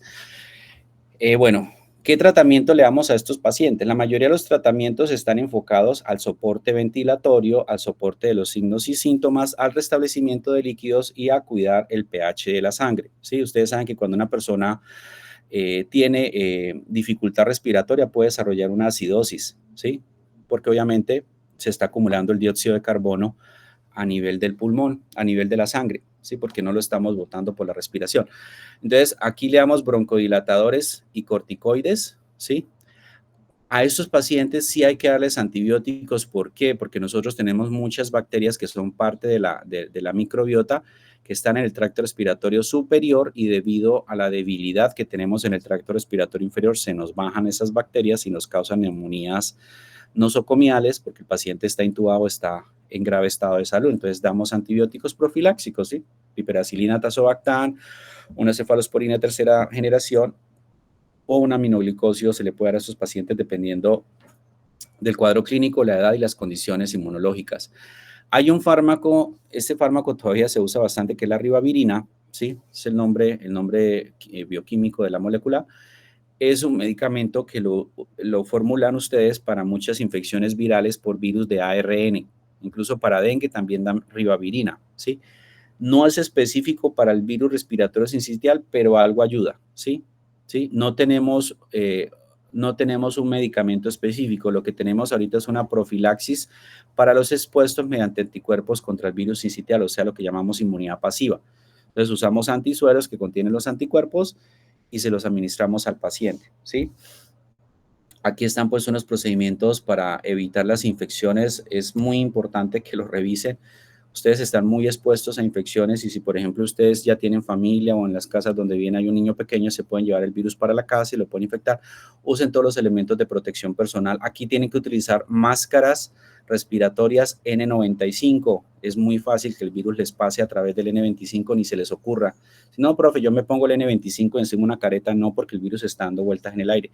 Póngase una careta N95 para que tenga mayor protección y eviten pues algún riesgo de la salud. Entonces, no tenemos un medicamento específico, hay vacuna para este virus, no hay vacuna, tampoco tenemos vacuna para los virus para influenza. De hecho, solo tenemos vacuna para el virus influenza y tenemos vacunas para el virus que causa la enfermedad del COVID. Sí, de los respiratorios solo tenemos esos dos, no tenemos más. Entonces, si yo les pregunto, la vacuna para influenza, para el virus para influenza 1, tipo 2, tipo 3, no existe. Vacuna para el virus sincitial respiratorio, no existe. Hay varios ensayos en fase 2, creo que los vi en la página de los Estados Unidos de los ensayos clínicos, pero eso, de aquí a que tengamos la vacuna, vendrán más de 10 años. Llevan 40 años tratando de hacer vacuna del virus sincitial porque mata a muchos peladitos. Ese es el nuevo coronavirus, SARS-CoV-2, ¿sí? Es el último virus respiratorio que les voy a hablar. Aquí tenemos las pandemias más importantes que hemos tenido, digámoslo así, en los últimos 1000 años en el mundo, ¿sí? Tuvimos la llamada peste negra, que fue causada por una bacteria que produce la plaga bubónica, con más o menos 75-200 millones de muertos. La tercera pandemia del cólera mató 1 millón. Tuvimos una pandemia de influenza entre 1889 y 1890 con 1 millón de muertes. Sexta pandemia del cólera, 800,000 muertes. La gripe española, esto es lo que se reportó, pero yo les decía que algunos epidemiólogos registran hasta 100 millones de muertes entre 1818 y 1918 y 1930, que fue el virus H1N1. Una cosa deben tener cuidado, ¿no? Porque yo aquí les digo, bueno, la gripe española fue causada por influenza H1N1 y de pronto, Dios no quiera, el año entrante vuelve a aparecer otra pandemia de influenza que también se llame H1N1. Por más que sea H1N1, no es la misma de 1918, porque después empiezan a decir los medios de comunicación, el virus lo tenían los rusos guardados en un congelador y lo liberaron. No, podemos volver a tener una H1N1, pero no necesariamente la misma que hubo en este periodo. Influenza asiática, la gripe de Hong Kong, ¿sí? Que fue en 1968. Aquí tenemos la pandemia VIH-Sida. A la fecha, esto fue hasta 2012, a lo que llevamos a la fecha van más de 40 millones de muertes, ¿sí? Ahorita se han reducido bastante por los tratamientos antirretrovirales, pero ahorita la preocupación de los pacientes VIH-Sida son las comorbilidades. Ayer precisamente estaba hablando con Isabela de que el sarcoma de Kaposi es uno de los que también está pegando, además de tuberculosis y las hepatitis virales. Sí, yo trabajo en investigación con VIH, hepatitis virales, porque está dentro de las 5 primeras causas de morbimortalidad en este grupo de pacientes. La gripe porcina, que fue el año 2009, ese fue el año que yo les conté que llegué a los Estados Unidos y tan pronto llegué nos metieron en cuarentena, ¿sí? 60 millones de casos, pero la muerte fue muy poquita. Mire la letalidad del virus era del 0,02 y 0,04, pero mire que en un periodo corto hubo 60 millones de infecciones, o sea, fue un virus extremadamente contagioso, se contagiaba muy fácil, pero con una mortalidad extremadamente baja. Imagínense, hubieran existido 60 millones con una mortalidad del 1%, eso hubiese sido brutal, ¿sí? Y tuvimos la pandemia del COVID. La pandemia del COVID causó más o menos el 7.1% de mortalidad. Realmente este virus causaba entre el 1 y el 2%, pero la alta mortalidad fue debido a la deficiencia en los sistemas de salud para contener la pandemia. Yo no soy político, a mí no me gusta la política, no soy de izquierda ni derecha, pero algo que yo sí le abono al presidente que estuvo antes fue que ese tipo manejó muy bien la pandemia porque la mortalidad en Colombia fue del 2%. De todos los que se murieron en nuestro país, correspondió al 2% de los infectados. Quiere decir que hicieron un buen trabajo. O sea, él no lo hizo solo, pero él ayudó a que se articulara una red en todo el país. Se creó la red de laboratorios del COVID, se creó el centro de genómica, los institutos de genómica para la vigilancia de las cepas del COVID. O sea, fue una cosa extremadamente bonita. Yo participé de eso, algo pues que me gustó mucho. Fuera trabajado en pandemia y ahí en el Cauca también hubo varios profesores de microbiología que estuvieron metidos ahí. Bueno, no de microbiología, estuvieron 2 profesoras de inmunología, las que dan con ustedes en patología, y 2 bacteriólogos que no son profesores estuvieron en esa pandemia. Entonces, la mortalidad en Colombia fue bastante cerca de lo esperado. Tuvimos una mortalidad como del 2-3%, cuando la mortalidad en los países en desarrollo fue menos del 2%, estuvo en el 1 el 2. Quiere decir que en Colombia se hizo un buen trabajo, ¿sí? Y mire, por ejemplo, en Bogotá, lo que hizo la alcaldesa, cuando estaba la señora Claudia López, ella, imagínense, Bogotá era de las ciudades del mundo que tenía menos camas de cuidados intensivos para la población de 8 millones. Creo que era la más bajita de todo el mundo. Esa señora equipó las UCIs que pudo, crearon carpas donde montaron unidades de cuidados intensivos, montaron un sistema de vigilancia epidemiológica brutal, que ella decía, barrio donde haya muchos casos de COVID, lo encierro, porque eso quiere decir que la gente estaba aportando más, y le funcionó. O sea, a pesar de que Bogotá no estaba preparada para esta pandemia, supieron cómo sortear. Entonces, es algo que yo digo, bueno, al menos algunos gobiernos hacen unas cosas que valen la pena, y eso salvó vidas, porque yo me imagino que ustedes también estuvieron asustados. Entonces vamos a hablar de la generalidad del COVID. El COVID es la enfermedad, ¿sí? Algunos lo llamaban la COVID. A mí no me gusta llamar las enfermedades virales con el la femenino, ¿no? Entonces tenemos ahorita el tema de la identidad de género, porque uno las enfermedades virales siempre las usas como él, porque usted dice el dengue, usted no dice la dengue, ¿sí? El Zika, no la Zika. El chikungunya, no la chikungunya. Entonces aquí decimos el COVID, no la COVID. Pero algunos dicen, no, es que se dice la COVID porque es la enfermedad. Sí, pero pues yo no digo la dengue, entonces cualquier forma que usen están bien, ¿sí? O no digámosle la, ni él, sino el COVID.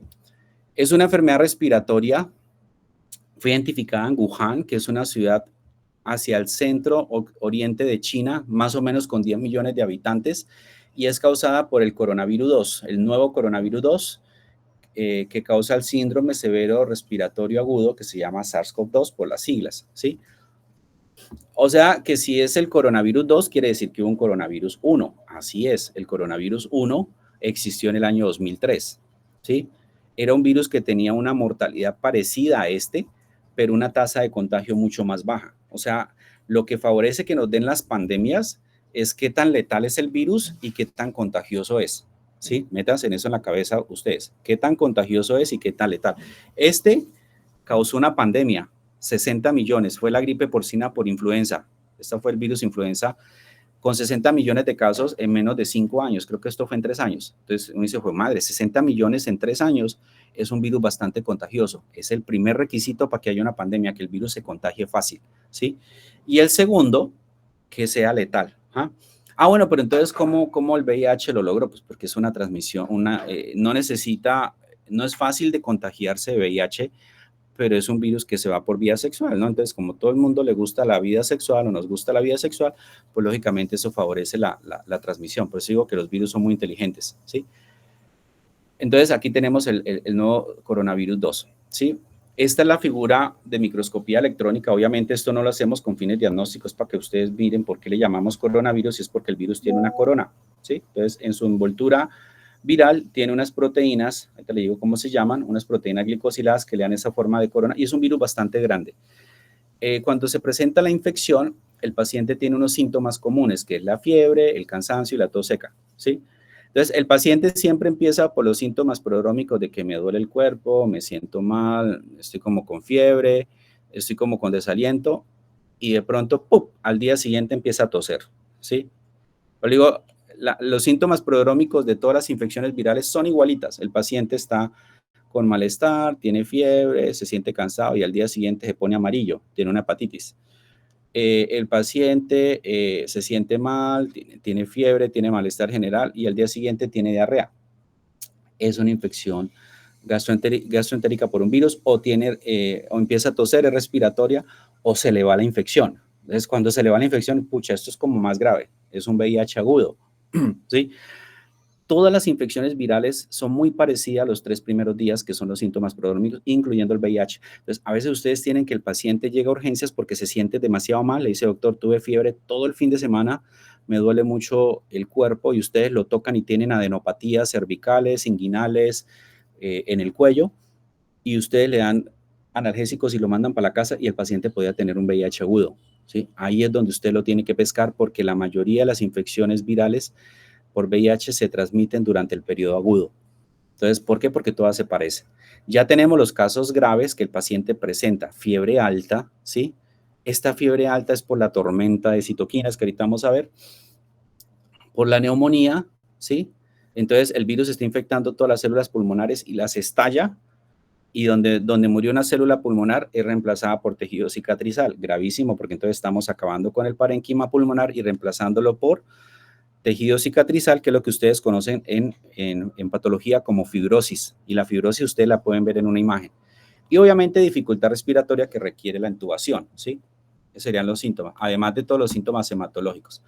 Esta es la partícula viral, ¿sí? Esta es la taxonomía. El subgénero del virus es el sarbecovirus. Es un virus de RNA de una sola hebra. Y mire, este sí tiene sentido positivo como un RNA mensajero, 5', 3', ¿sí? Es el virus RNA que infecta a humanos de polaridad positiva más grande. Tiene 30.000 nucleótidos, ¿sí? Tiene 30.000 nucleótidos. Circularon dos cepas, la cepa L y la cepa S. La cepa L era la que predominaba. La envoltura viral, que ustedes la observan acá, que es esta, ¿sí? Tiene varias glicoproteínas, por eso es que parece una corona, ¿no? Entonces, mire todas las colombinas. De todas las colombinas, la más importante es esta, spike. ¿Sí? La palabra spike significa espícula. Esta fue la proteína más importante y la que nos dio por el coco y nos pusimos a trabajar mucho a mirarle la estructura para buscar la vacuna, ¿sí? Tiene otra que se llama hemaglutinina también. Sí, la spike es la más importante, ahorita les cuento por qué, ¿sí? Aquí tenemos el genoma del virus. Es un genoma bastante interesante, mire, es supremamente grande, ¿sí? Tiene 30.000 nucleótidos que codifica para varias proteínas. Entonces, cuando él se traduce, porque es un RNA de polaridad positiva, cuando entra la célula en el citoplasma, inmediatamente busca los ribosomas y se traduce. Él traduce 3 marcos de lectura abierta, el ORF1A, el ORF1B y este que está acá, ¿sí? Estos dos que ustedes ven acá, que son los más grandes, que son casi el 80% del genoma, traduce todas las proteínas no estructurales. ¿Se acuerdan que les dije anteriormente que NS significa no estructural? Entonces tenemos la NSP3, NSP5, NSP2, NPC3. Todas estas proteínas están implicadas en la replicación. Por ejemplo, aquí está la polimerasa, esta, ¿sí? Esta es una proteasa para partir las células y madurar la partícula viral, y aquí tenemos otra proteasa. ¿Dónde están entonces las proteínas que forman las estructuras? En este último marco de lectura abierta. Aquí están las proteínas que forman parte de la estructura viral, la N, la M, la E y sobre todo la proteína espícula, ¿sí? La proteína espícula o spike, que es la más importante porque es la más antigénica, es esta que está aquí arriba. Ustedes ven acá, ¿sí? Esta es la proteína spike. Todas estas otras que ustedes ven acá ayudan a replicar el virus dentro de la célula. Esa es la estructura.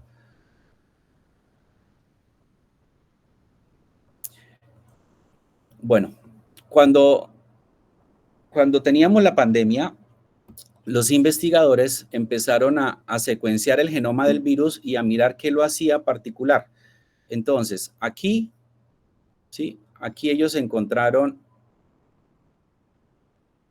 que el coronavirus humano, que es este, el nuevo coronavirus 2, se parecía mucho a otros coronavirus. Este es el coronavirus 1, el que ustedes ven acá, SARS-CoV, y esta es la secuencia de aminoácidos. Mire que aquí le falta un pedazo a las letras, ¿sí? A todos ellos les falta un pedazo. Lo compararon el coronavirus humano, ¿sí?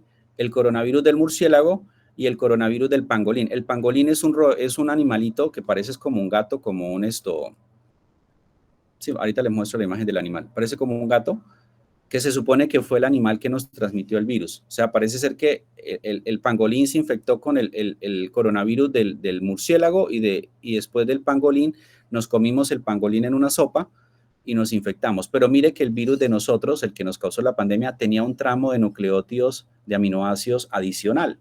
Entonces ya por eso era diferente, ¿sí?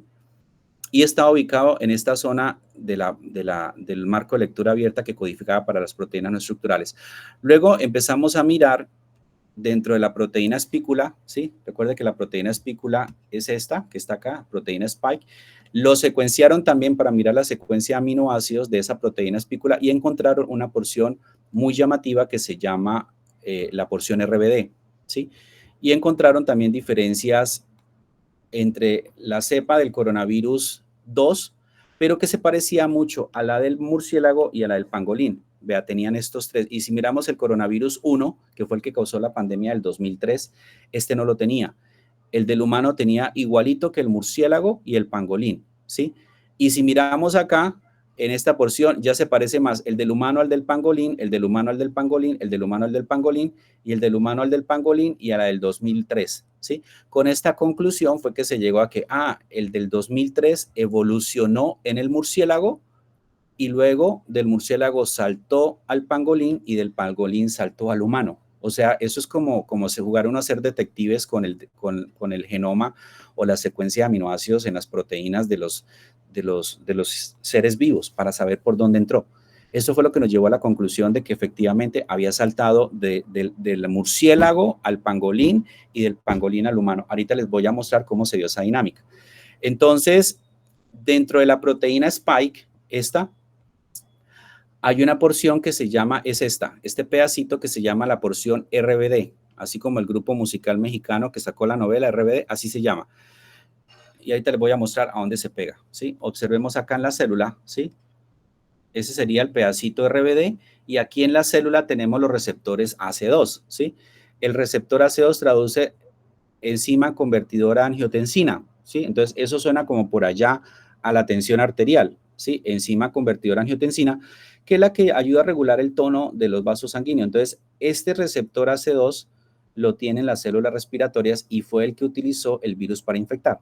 Era la razón por la cual decía que los pacientes que tenían hipertensión y que estaban tomando antihipertensivos eran mucho más fácil infectarse porque cuando una persona toma antihipertensivos, este receptor, el número de receptores aumenta en las células del cuerpo, porque esa es la función del medicamento. Entonces, claro, si yo tengo más células receptoras, más células con receptores, eso obviamente va a favorecer que el virus infecte, ¿sí? Esa fue la razón. ¿Listo? Ese es el pangolín, es como un armadillo, ¿sí lo ven acá? Entonces, mire todo lo que ha pasado. Esto sería como la filogenia de los SARS-CoV-2. Este es el del 2019 y este es el del 2001, ¿sí? Entonces, mire que el del 2001 pasó por todo esto en los murciélagos, ¿sí? Pero por acá tuvo que haberse metido el pangolín para haber generado la pandemia del 2019. Entonces, como que estamos asociados a los murciélagos, son de los animales más peligrosos para el ser humano, porque ellos se infectan de cualquier cantidad de gérmenes y no les pasa nada. De hecho, están estudiando los murciélagos por eso. O sea, qué es lo que tiene el sistema inmune, porque ellos pueden infectar de cuanta cosa exista y estos animales no se mueren de infecciones. Y salta el humano y nos enferman, ¿sí? Entonces no van a coger por ahí a buscarse de mascota un murciélaguito y luego salgan en TikTok dándole besos al murciélago. No me voy a echar cruces cuando los vea ustedes ahí en redes sociales. Aquí está el pangolines, que fue el que ayudó al salto. Mira, el murciélago se infectó, luego el pangolines y el pangolines saltó al humano y tuvimos SARS-CoV-2, ¿sí? Este que fue en el 2009, que es el MERS-CoV-2, que fue el coronavirus del camello, del murciélago saltó al camello y del camello saltó al humano. Esto fue en Egipto, por allá en el Medio Oriente. Este era un virus extremadamente letal, tenía una mortalidad casi del 10%, pero por fortuna era un virus que se contagiaba poco. Si no hubiera matado el 10% de la población mundial, lo hubiera matado, no hubiera tenido la capacidad de infectar como el CoV-2. Y por acá tenemos el del 2003 que infectó este civet cat, que es el gato de Algalia, saltó del murciélago al gato, a este gato, y del gato al humano. ¿Cómo de curioso estos virus? Eso es lo que llamamos nosotros en evolución los saltos interespecies, que fue lo mismo que pasó con el VIH, les explicó la profesora Virginia. El VIH llevaba ya 100 años transmitiéndose en África. Fue que salió de África más o menos en los años 80 y llegó a Haití. De Haití se fue para Estados Unidos, donde hablaron del paciente cero. De hecho, hay una película de los años 90 sobre el paciente cero y luego se regó por todo el mundo. Pero el virus de la inmunodeficiencia humana lleva por lo menos casi 100 años en África teniendo contacto entre humanos y chimpancés principalmente, y gorilas, ¿sí? Ellos los cazaban y se los comían. Entonces, ¿qué fue lo que favoreció la transmisión de ese virus? ¿Por qué nos dio esa pandemia? Resulta que los chinos, por allá en los años 70 y los años 60, tuvieron una hambruna terrible. China es un país comunista hace muchas décadas. Entonces, durante esa década que ellos pasaron hambrunas, el presidente pues le dijo a la gente, coma lo que pueda. Si puede comer humanos, coma humanos, porque la gente estaba muriendo de hambre. Entonces ellos empezaron a comer hasta perros, mascotas, culebras, animales silvestres. Entonces se volvieron muy populares estos restaurantes en las plazas de mercado. Entonces, estos restaurantes en las plazas de mercado, ellos tienen en los patios animales capturados, ¿sí? Por ejemplo, mira, aquí está este animalito, el raccoon. Aquí tienen culebras, mira, aquí tienen serpientes y aquí al lado tienen otros animales. Imagínense lo cruel esto, una serpiente con al lado teniendo, por ejemplo, un mamífero. Si uno sabe que por instinto natural, los mamíferos le tenemos pánico a las serpientes. O sea, usted, de hecho, para saber que un niño es autista, dicen los expertos, el niño que esté sentado en la cuna distraído, llévele un juguete que parezca una culebra y si el niño no se asusta, es un niño autista. Pero el niño por naturaleza, por instinto natural en su genética, va a saltar apenas ve una culebra porque les tenemos pánico. Imagine usted estas jaulas con animalitos roedores, con mamíferos y aquí al lado estas serpientes gigantes. Entonces, esto fue lo que favoreció la transmisión del virus porque tenían todos los animales acá metidos. Entonces, ellos los sacaban, los sacrificaban y hacían la sopa para que la gente comiera. La gente culpó mucho a los chinos, pero pues eso es algo que ya se volvió en ellos cultural. Deberían prohibirlo, sí, porque eso es cruel. Esto es crueldad animal.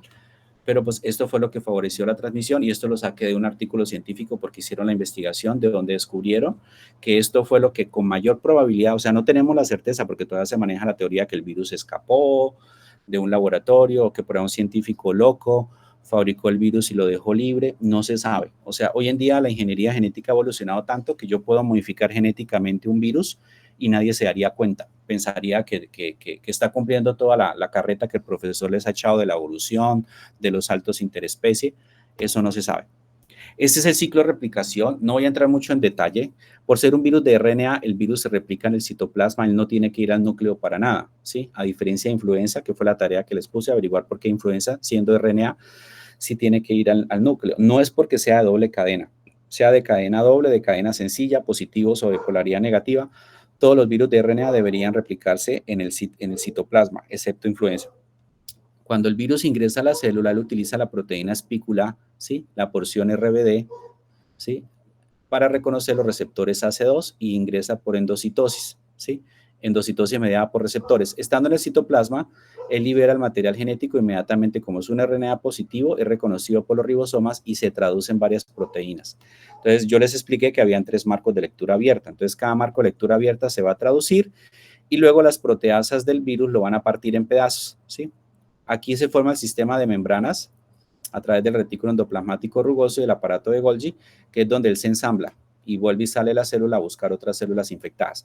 Un tema importante, que de pronto sí lo quiero que lo tengan en consideración, porque eso tuvo una connotación epidemiológica muy importante.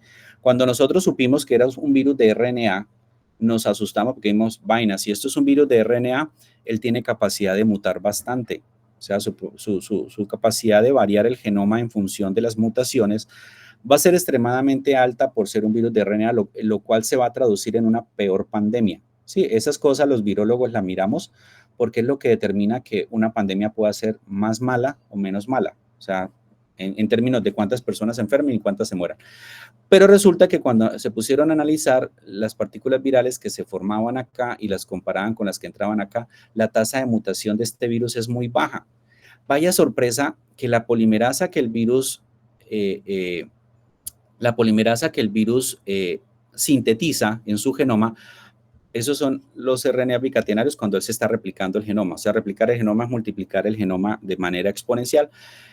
Esos RNAs que él sintetizaba no tenían errores o era muy baja la tasa. O sea, de alguna manera, como es un virus tan grande, el genoma tiene 30.000 nucleótidos, la polimerasa del virus rectifica los errores y no comete tantos errores. Entonces, la mayoría de las partículas virales no tenían tantos errores o mutaciones como se esperaba. Ah, pero profe, empezaron a hablar de la variante de África, de la variante de Gran Bretaña, de la variante de China. O sea, eso salieron variantes y hablaron hasta una variante colombiana. Sí, porque obviamente era un virus que estaba infectando muchísima gente, pero para todo el mundo de gente que se infectó, el número de variantes fue significativamente bajo. Entonces, esto fue una salvación muy importante que este bendito virus, o sea, eso fue como, digamos, un milagro que nos mandó el cielo, que siendo un virus de RNA, la tasa de mutación era muy baja, ¿sí? Las vías de transmisión, se hicieron muchos estudios, ¿sí? en revistas de infectología, en revistas de lo que tenía que ver con la parte hospitalaria, para mirar cuánto tiempo podía vivir el virus en diferentes superficies. Entonces, por ejemplo, encontraron que el coronavirus podía vivir 5 días en el plástico. Entonces, mire que uno le enseña a los estudiantes en medicina que los virus que son envueltos viven menos tiempo en las superficies, pero este siendo envuelto puede durar 5 días en un plástico, 2 a 8 horas en superficies de aluminio, 8 horas en los guantes que ustedes se quitan, 48 horas en los sifones que están en los baños, ¿sí?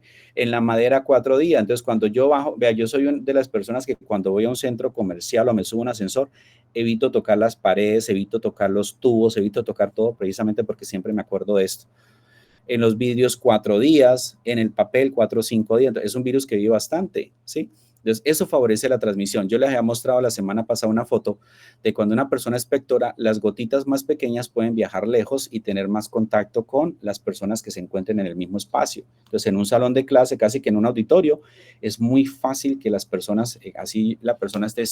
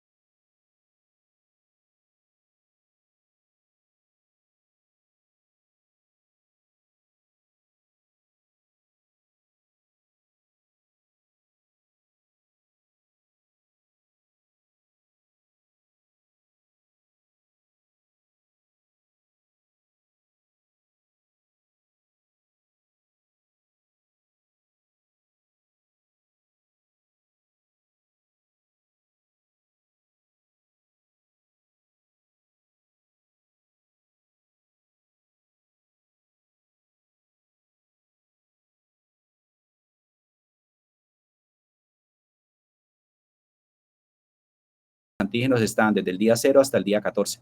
Entonces podíamos buscar los antígenos o el material genético por biología molecular hasta el día 14 más o menos. Ya después del día 14 esto bajaba, ¿sí? La infección dejaba respuesta a anticuerpos IgG hasta por un año. Ya después del año estos anticuerpos se pierden y por eso había que revacunar. Por eso era muy común que una persona se infecte por COVID y al año le vuelva a dar. Pero lo que no es común es que la segunda infección la enfermedad sea grave. Sí, eso es supremamente raro. De hecho, se documentaron solamente como 7 casos. Esta fue la tarea que le hice, por favor, para el martes de la semana entrante. Esa sí me la entregan en físico y la pueden hacer en computador, ¿sí? Aquí les estoy pidiendo que hagan dibujos, ¿no? El punto número 2, la toma de muestra, nombre de exámenes a solicitar, transporte y ensayos de laboratorio para el diagnóstico de la infección respiratoria aguda viral en Colombia. Entonces busquen en internet las guías. A mí me gusta es que ustedes busquen la información. Busquen en internet las guías para la vigilancia de las infecciones respiratorias. Ahí van a encontrar las pruebas. Entonces hagan un mapa mental o hagan un infograma con respecto a este. Aquí sí es para que lo revisen las fichas epidemiológicas que reporte de caso al sistema de vigilancia y de pronto hagan un resumen sobre eso y me entregan la tarea en el computador. ¿Listo? ¿Hasta ahí preguntas?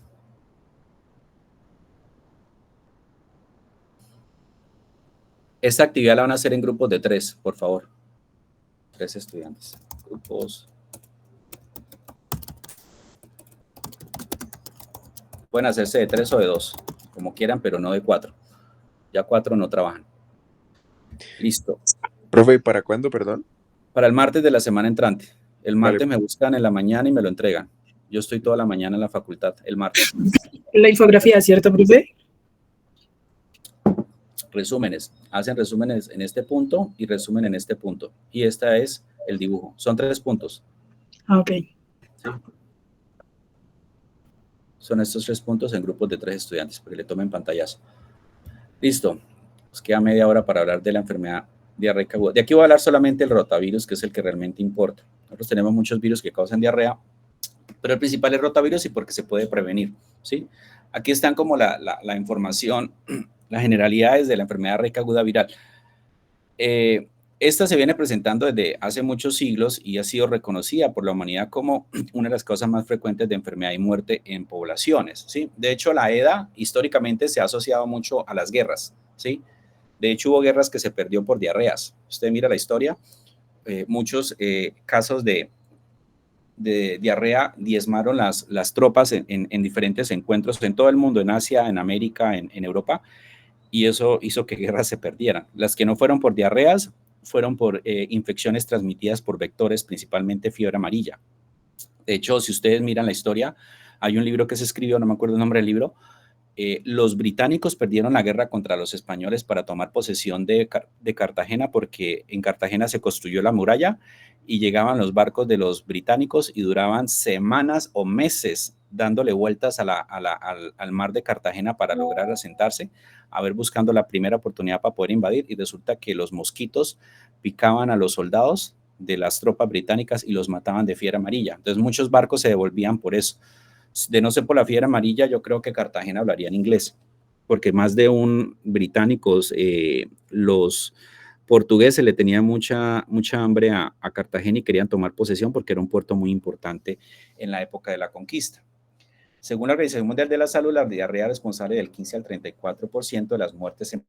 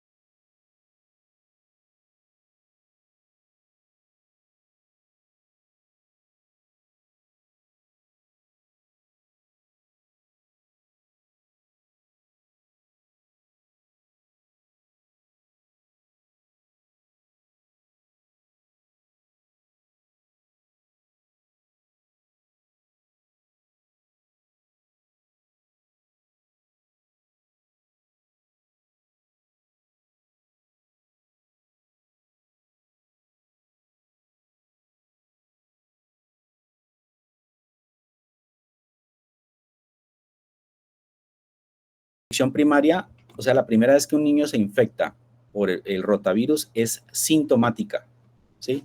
Ya la segunda vez, la tercera vez tienden a ser leves o asintomáticas y la transmisión es por gotas de saliva o fecal oral. El escenario epidémico es responsable de los brotes principalmente en adultos asociados a alimentos, ¿sí? 80-90% de los de origen alimentarios por virus son estos. Y créanme que por piscinas también se puede presentar. Ustedes que les guste mucho piscina, estos virus sobreviven en la piscina porque casi todos son virus desnudos. El rotavirus sobrevive perfectamente al cloro. Un peladito con rotavirus que mete en la piscina convierte la piscina en un caldo de cultivo. Tengan mucho cuidado cuando vayan a piscina o lleven peladitos a las piscinas. Entonces aquí estamos, el principal agente es el norovirus, mientras que aquí en el escenario endémico es el rotavirus. ¿Ya? Y también tenemos otros virus como el rotavirus del grupo B, ¿sí? Aquí entonces tenemos, esto lo saqué de un texto de virología médica, tenemos que en niños está principalmente el rotavirus, ¿sí? Este virus es desnudo, de RNA de 2 segmentos. Es de distribución mundial, causa diarreas graves en niños menores de 5 años, principalmente menores de 3, y hay picos estacionales. Y aquí tenemos el norovirus como principal responsable en adultos, de distribución mundial, y aquí tenemos otro, rotavirus del grupo B y C, pero estos se presentan más que todo en China, y también tenemos los astrovirus y los adenovirus. Todos son virus de RNA, excepto el adenovirus. El adenovirus es el único virus de ADN que causa diarreas. Bastante curioso de dato. Tenemos algunos virus que están asociados a diarreas, pero no son como causa directa. Pero aquí tenemos los coronavirus. Entonces, los coronavirus no solamente causan infección respiratoria, por eso es que habían personas que tenían COVID y tenían diarreas, porque el virus también infecta el tracto digestivo. De hecho, un estudio que se hizo hace como 6 años en Santander encontró que la primera causa en adultos de diarrea en esa zona eran los coronavirus. Era responsable casi el 14%. Entonces es posible que estos también tengan una asociación importante. Aquí para que lean con respecto a los síntomas más comunes con respecto al virus, tenemos acá, por ejemplo, que en los niños el rotavirus, dentro de los síntomas más importantes es el vómito y la fiebre. Pero es curioso que estos niños desarrollen fiebre si la diarrea no es inflamatoria. Acuérdense que yo les decía en bacterias que las diarreas inflamatorias son las que principalmente se asocian con fiebre. Ahorita les voy a contar por qué este virus, sin producir reacción leucocitaria, puede inducir fiebre. Entonces, un niño con diarrea, vómito y fiebre, y menor de 5 años, casi fijo que la principal causa sea el rotavirus, ¿sí? En cambio, aquí donde tenemos los astrovirus, que es más frecuente en los adultos, y los caricivirus, tenemos como común el vómito y la diarrea, pero casi nunca tenemos fiebre. Es muy raro, ¿sí? Y en este, pues de vez en cuando. Eso debido a que no son virus inflamatorios, ¿sí? Aquí es para mostrarles, esto fue publicado en el libro, en el texto, donde se observa que el rotavirus en menores de 5 años es la principal causa de hospitalización. Mire, en Perú, del 52% de los niños hospitalizados por diarrea era por rotavirus, ¿sí? Y aquí tenemos otros agentes, astrovirus, adenovirus, norovirus, apovirus. En China 56%, en Australia 65%. Mire que es la principal causa de hospitalización en menores de 5 años, es el rotavirus. Entonces tenemos que estar alerta a los signos y síntomas, ¿sí? A la severidad de la deshidratación, si el paciente presenta síntomas neurológicos, si la fiebre es muy alta, porque ese niño hay que dejarlo hospitalizado. Eso también es muy importante y es como una reflexión sobre por qué los microorganismos son como también selectivos, ¿no? O sea, el tema social influye mucho. Si miramos acá, las personas de estrato socioeconómico bajo, el porcentaje de muertes asociadas a rotavirus es mayor que las personas de estrato 5. Sí, mire, aquí el porcentaje de muertes por diarreas de los niños hospitalizados, se mueren 21 de estratos bajos y se muere solamente 1 de estrato alto, ¿sí? Porcentaje de muertes totales, ¿sí? El porcentaje de hospitalizaciones. Los niños que tienen diarreas de estrato bajo solamente hospitalizan el 20%, mientras que los de estrato alto hospitalizan el 34%. Entonces, claro, si yo hospitalizo más peladitos de estrato alto, pues se me mueren menos porque los voy a cuidar más, ¿sí? O sea que esto tiene que ver mucho con la atención en salud, ¿sí? Entonces, si a mí me llega un paciente pediátrico con diarrea, con fiebre, con síntomas neurológicos, con una deshidratación severa, pero yo tengo todas las camas del hospital llenas y yo lo que hago es entregarle suero oral a la mamá y mandarlo con medicamentos para la casa, pues el niño tiene mucha más probabilidad de morirse.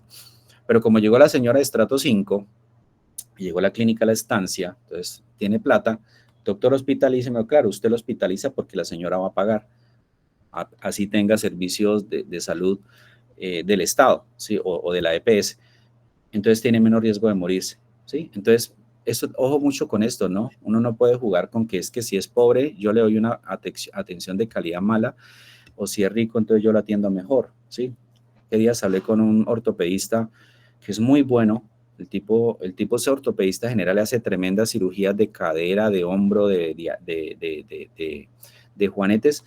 Y yo le decía, doctor, ¿usted por qué no se publicita por las redes sociales? Uno ve que ahorita cualquier pendejo, perdóneme la expresión, hace su página y se vuelve famoso, así haga malas cirugías, cirujanos plásticos, dermatólogos, neurocirujanos. Y usted tan bueno, ¿y por qué lo hace? Es que a mí me gusta atender a la gente pobre. Yo trabajo con las EPS. Yo le decía, pero es que usted puede facturar más si usted monta su página de web y contrata a una persona que le publicite los medios, que eso hoy en día lo hacen mucho los médicos y eso les ayuda mucho a subir su estatus y ganar mucho más dinero. Un cirujano plástico gana 50 millones por eso. Un ortopedista puede ganar 40 millones por eso. Me dijo, no, a mí no me gusta eso. A mí me gusta mi población que yo sé que me necesita y es un médico de la Javeriana. Hizo su residencia en ortopedia en Brasil. Y me dijo, usted no me va a creer, adivine cuánto me paga la EPS cuando yo hago un reemplazo de cadera. Yo le dije, doctor, por ahí 5 millones de pesos, me imagino, o 10 millones de pesos. Dijo, no, por un reemplazo de cadera, a mí la EPS me da 500,000 pesos. O sea, imagine una cirugía que es como 6 horas, donde usted tiene que tener una habilidad brutal para coger una cabeza de fémur y echarles serrucho y luego colocar ahí una prótesis y meterla y tener todas las precauciones para que no se le infecte la prótesis y todos los cuidados operatorios para que le dé 500,000 pesos. Me dijo, sí. Y eso a veces no me la pagan. Dijo, yo este año he hecho 5 reemplazos de cadera ya y solamente me han pagado una. O sea, a mí me dio mucha admiración por ese doctor y yo dije, pues madre, esto realmente los médicos que vale mucho la pena, o sea, que realmente trabajan por servir a la gente más que por hacerse millonarios, porque pues yo digo, la medicina a veces no hace rico a muchos. Pero es para que lo tengan en cuenta porque es la manera como usted atiende a los pacientes. Se me llega un paciente pobre, entonces yo no lo atiendo como se merece y si llega la persona de estrato 5, sí, porque es que como aquí en Popayán todavía priman los apellidos y todo ese cuento, tenga mucho cuidado con eso. Digo mucho eso porque eso es el amor por la profesión y la ética profesional. Se está perdiendo mucho en las carreras de salud, medicina, enfermería, bacteriología, odontólogos. Ojalá no sea el caso de ustedes. Espero verlos algún día como grandes médicos. Aquí está la mortalidad por EDA en el mundo para el año 2017. Este es el número de muertos por 100,000 habitantes. En Colombia, por fortuna, a nuestro país llegó hace ya casi más de una década, sí, más de una década, llegó la vacuna contra el rotavirus, entonces logramos bajar estas estadísticas porque nosotros estábamos por acá, ¿sí? Ojo, porque Venezuela no es porque sea realmente, sino que no tenemos datos. Aquí faltó colocar en blanco o en gris los que no tenemos datos. La mayoría de casos están en los países pobres, ¿sí? Incluyendo, mire, la India. La India, esto creo que es Mongolia, todo lo que es el sureste asiático, esos países del sureste asiático, que esos países, si usted mira, son islas muy pequeñas, donde hay 100 millones de habitantes por isla, entonces hay mucha densidad poblacional y mucha pobreza. Entonces, la mortalidad se presenta principalmente en los países pobres. Desde que llegó la vacuna, muchos países de la región de las Américas, a través de los programas de la Organización Panamericana de la Salud y todo lo que hacen los médicos enfocados a salud pública, se ha logrado mejorar la cobertura y eso ha bajado las estadísticas. Entonces, vamos a hablar así del rotavirus. ¿Sí? Este virus es muy interesante. El nombre de rotavirus, no, anteriormente le daban los nombres a los virus por la forma a la que se veían al microscopio electrónico. Entonces, coronavirus parece una corona, rotavirus parece una llanta. Este virus literalmente parece una llanta, es un virus desnudo, ¿sí? Es muy resistente hasta el pH del estómago. Y la razón por la cual es resistente son dos. Primero, tiene una nucleocapsia de simetría icosaédrica. Mire, parece una caja, ¿sí? Aquí está el genoma. El genoma se parece al virus influenza, es de RNA de doble cadena y es segmentado. Este tiene 11 segmentos. ¿Cuánto tenía influenza? ¿Cuántos segmentos? ¿Cuántos segmentos tenía influenza? ¿Se les olvidó? Pregunta de examen. Bueno, revisen ahí. El rotavirus tiene 11 segmentos, pero observe que tiene la capsia y tiene la nucleocapsia y tiene 2 nucleocapsias más, ¿sí? Esta externa que está acá, la que está acá, se llama BP2, la que es verde. verde militar. Esta que parece un collar de perlas verde, un verde olivo, un verde aceituna, se llama BP6, ¿sí? Y la que está más externa se llama BP7, ¿sí? O sea, tiene 3 nucleocápsides. De hecho, el virus necesita la acidez del estómago para ayudar a ablandar las nucleocápsides porque romperlas es muy difícil. O sea, que es un virus que en condiciones ambientales nada lo destruye. En la superficie tiene unas glicoproteínas, principalmente esta BP4. Entonces, es un virus de RNA de doble cadena de 11 segmentos, tiene 3 nucleocápsides, ¿sí? La interna se llama BP2, la intermedia se llama BP6 y la externa se llama BP7. Y además tiene estos como pan de yucas rojos que se llama BP4. Entonces, lo más externo es lo más antigénico. Entonces, el BP7 y el BP4 son los antígenos más importantes del virus contra los cuales se desarrollan los anticuerpos neutralizantes.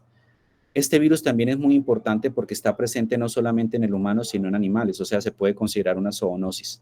Y los síntomas más frecuentes son diarrea, fiebre y vómito, ¿sí? Entonces, la fiebre y la diarrea, y aquí tenemos el vómito. Como le digo, tiene 11 segmentos. A esto para que lo miren en sus diapositivas, para no entrar en tanto detalle. El segmento más grande es el que codifica para la polimerasa, ¿sí? Pero mire que tenemos los 2 segmentos antigénicos, el BP4, que es el antígeno de neutralización, y el BP7, que es el otro antígeno de neutralización, que es este, vea, el BP4, y este sería el BP7, que son los más superficiales. Pero mire, también interesante que tiene una proteína que se llama NSP1, que es antagonista del interferón, o sea, bloquea el interferón tipo 1 y es el que favorece a que el virus no sea reconocido tempranamente por el sistema inmunológico y pueda causar todo el daño. Otra cosa muy importante de este virus, que tiene una proteína que se llama NSP4, que es una enterotoxina. Es el único virus conocido que tiene una toxina. Ustedes se ponen a mirar las clases de la profe Virginia, que tuvieron la mayoría con ella, y las 2 que yo le he dado, no les he hablado de toxinas virales. Esta es la única, la NSP4. Y es la más importante porque por culpa de ella es que se produce todo el cuadro clínico. Ah, claro, profesor, usted dice que tiene una enterotoxina, esa es seguramente la que tiene que estar causando la diarrea en el paciente que es secretoria. Y es así. Cuando el virus se replica, él infecta el enterocito, ¿sí? Él entra por endocitosis, se desnuda, ¿sí? Él forma esto es citoplasma, esto no es el núcleo. Él forma un sistema de membranas, o sea, como que coge lípidos y forma unas membranas para esconderse y ahí empieza a replicarse, ¿sí? Aquí se generan los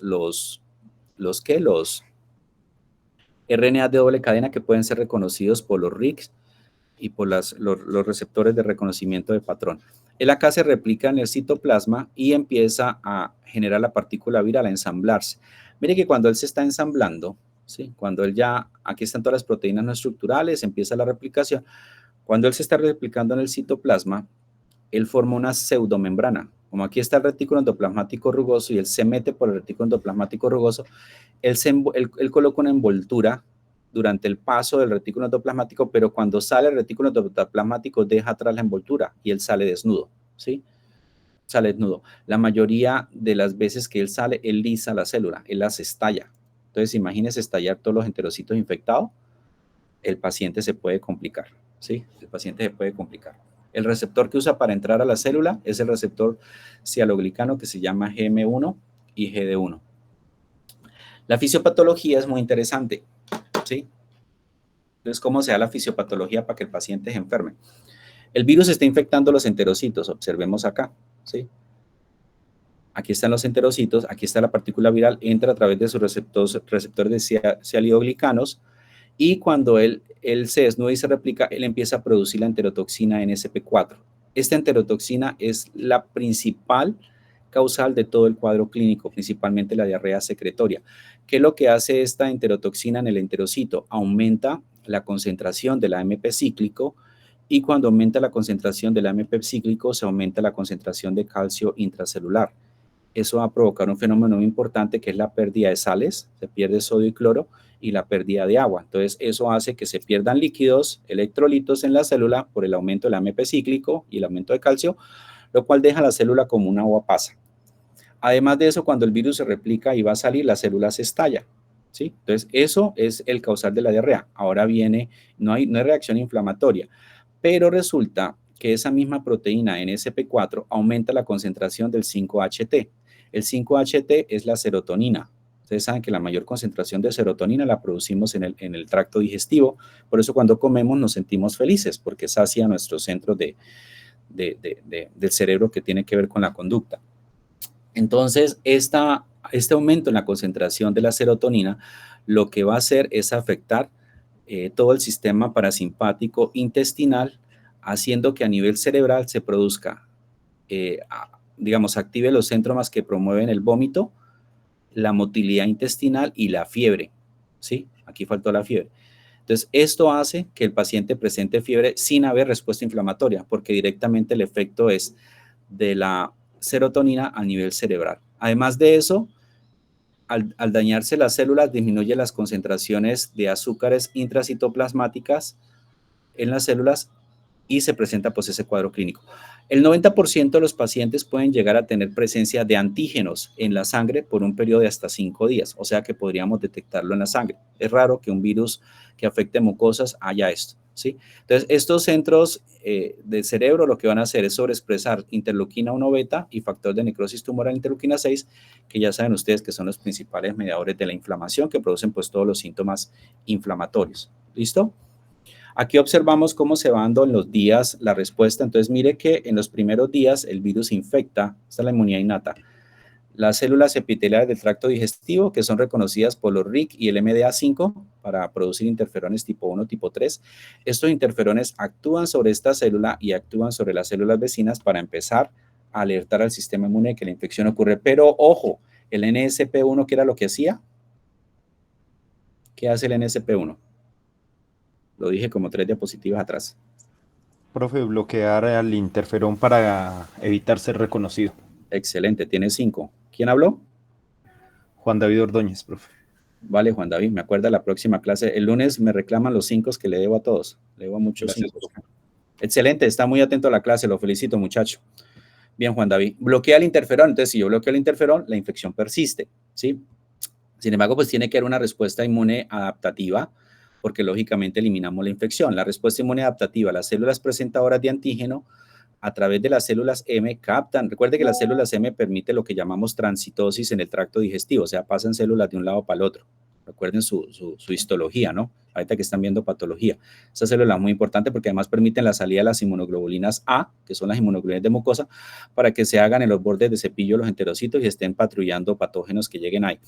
Las células dendríticas captan al virus, las células dendríticas viajan por los conductos aferentes a los ganglios linfáticos más cercanos, imagino que son los mesentéricos o las placas de Peyer.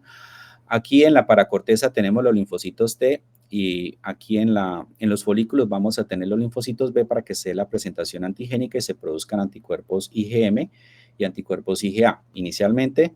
Luego se vuelvan anticuerpos inmunoglobulina G que puedan viajar por sangre, ubicarse en el tejido y eliminar el virus. Y las células NK y CD8 puedan matar la infección viral. Entonces, por más de que el virus haga esto, tenemos que llegar al momento en que la inmunidad adaptativa se dé, porque si no, pues va a persistir la infección. Serían los dos mecanismos importantes de inmunidad. A mí me gustan mucho los virus porque los virus permiten mucho entender la inmunología, ¿no? Los virus, cuando uno estudia virus, tiene que estudiar mucho inmunología para entender todo este cuento, no es fácil. Esto es más o menos cómo se comportan los marcadores de infección en el tiempo. Aquí tenemos la carga viral. Mire que la carga viral desaparece y los síntomas aumentan. Lo que siempre les digo, el virus entra, hace estragos y se va y nos deja el sistema inmunológico alborotado. Aquí tenemos la inmunoglobulina M inicialmente, más o menos hacia los 3 meses la M desaparece y queda la inmunoglobulina G. Pero la inmunoglobulina G dura aproximadamente 1 año junto con la A. Por eso es que a los niños cada año les puede dar infección por rotavirus. Pero vuelvo y les digo, les da infecciones secundarias, terciarias, sí, pero tienden a ser más leves. La primoinfección o la primera infección es la que es más delicada y es la más grave, ¿sí? En los niños. Pues obviamente la mayoría yo creo que nos hemos infectado por rotavirus. La recolección de la muestra, pues la muestra hay que llevarla al laboratorio. Si al niño se le va a colocar un pañal para tomar la muestra porque está hospitalizado en pediatría o está en la casa, decirle a la señora, coloque el pañal al revés, porque el talco del pañal inhibe el virus, ¿sí? Inhibe los antígenos y los daña. Se lleva al laboratorio lo más pronto posible para hacer la prueba. Las pruebas, nosotros utilizamos pruebas rápidas de inmunocromatografía. Estas pruebas, casi todas las pruebas rápidas que usamos para agentes infecciosos que son por materia fecal son muy buenas. Entonces solicítela, solicite prueba. Como usted no sabe si el laboratorio tiene cromatografía, aglutinación ELISA, solicite detección de antígenos de rotavirus en materia fecal. Coloquen ahí en el cuaderno para que soliciten esa prueba. Detección de antígenos de rotavirus en materia fecal. Pónganlo así y el laboratorio mirará cuál de todas hace, ¿sí? O si ustedes tienen ahí la enfermera, digan, necesito que me detecten antígenos de rotavirus en materia fecal, ella empieza a buscar el código. Hay unos códigos que se llaman CUPS, que están en el sistema para que las EPS se le paguen a las clínicas y a los hospitales. Entonces, la enfermera buscará el código, pero ustedes coloquen así, detección de antígenos de rotavirus en materia fecal, y ellos inmediatamente le van a mandar el código y lo colocan en la orden para que se lo hagan. Que podemos hacer ELISA, PCR, cromatografía, aglutinación, ¿sí? Hay muchas. Aquí están las pruebas, ¿sí? Utilizamos las pruebas rápidas de Casé o pruebas de aglutinación, que son muy buenas. Si tenemos un laboratorio muy sofisticado, pues pedimos una prueba de biología molecular. Pero mire que tenemos una prueba, y ya para terminar, que es muy fácil, que se llama el coproparasitoscópico. El coproparasitoscópico nos llega a la materia fecal y nosotros miramos al microscopio con solución salina y con Lugol a ver qué observamos, pero también le medimos el pH al popó, la presencia de azúcares reductores y sangre oculta. Y todo esto se lo reportamos. Entonces, mire que en una diarrea por rotavirus no hay leucocitos, ¿sí? No se ven leucocitos en la materia fecal, no hay sangre oculta porque el virus no produce diarrea inflamatoria ni disentería, pero sí encontramos estos dos indicadores muy importantes. El pH va a ser ácido y los azúcares reductores nos van a dar 4 cruces. No sé si el profesor Reinel les va a hablar de coproparasitoscópico, no sé, me imagino que debe hacerlo porque es de parasitología y es una prueba que se pide en parásitos, pero el coproparasitoscópico se diferencia del coprológico en que esta prueba le pide todas estas pruebas bioquímicas, ¿sí? Además de mirar, porque en un coprológico normal, que es lo que hacemos? Mirar el popó al microscopio y reportar lo que observamos en el lente del microscopio.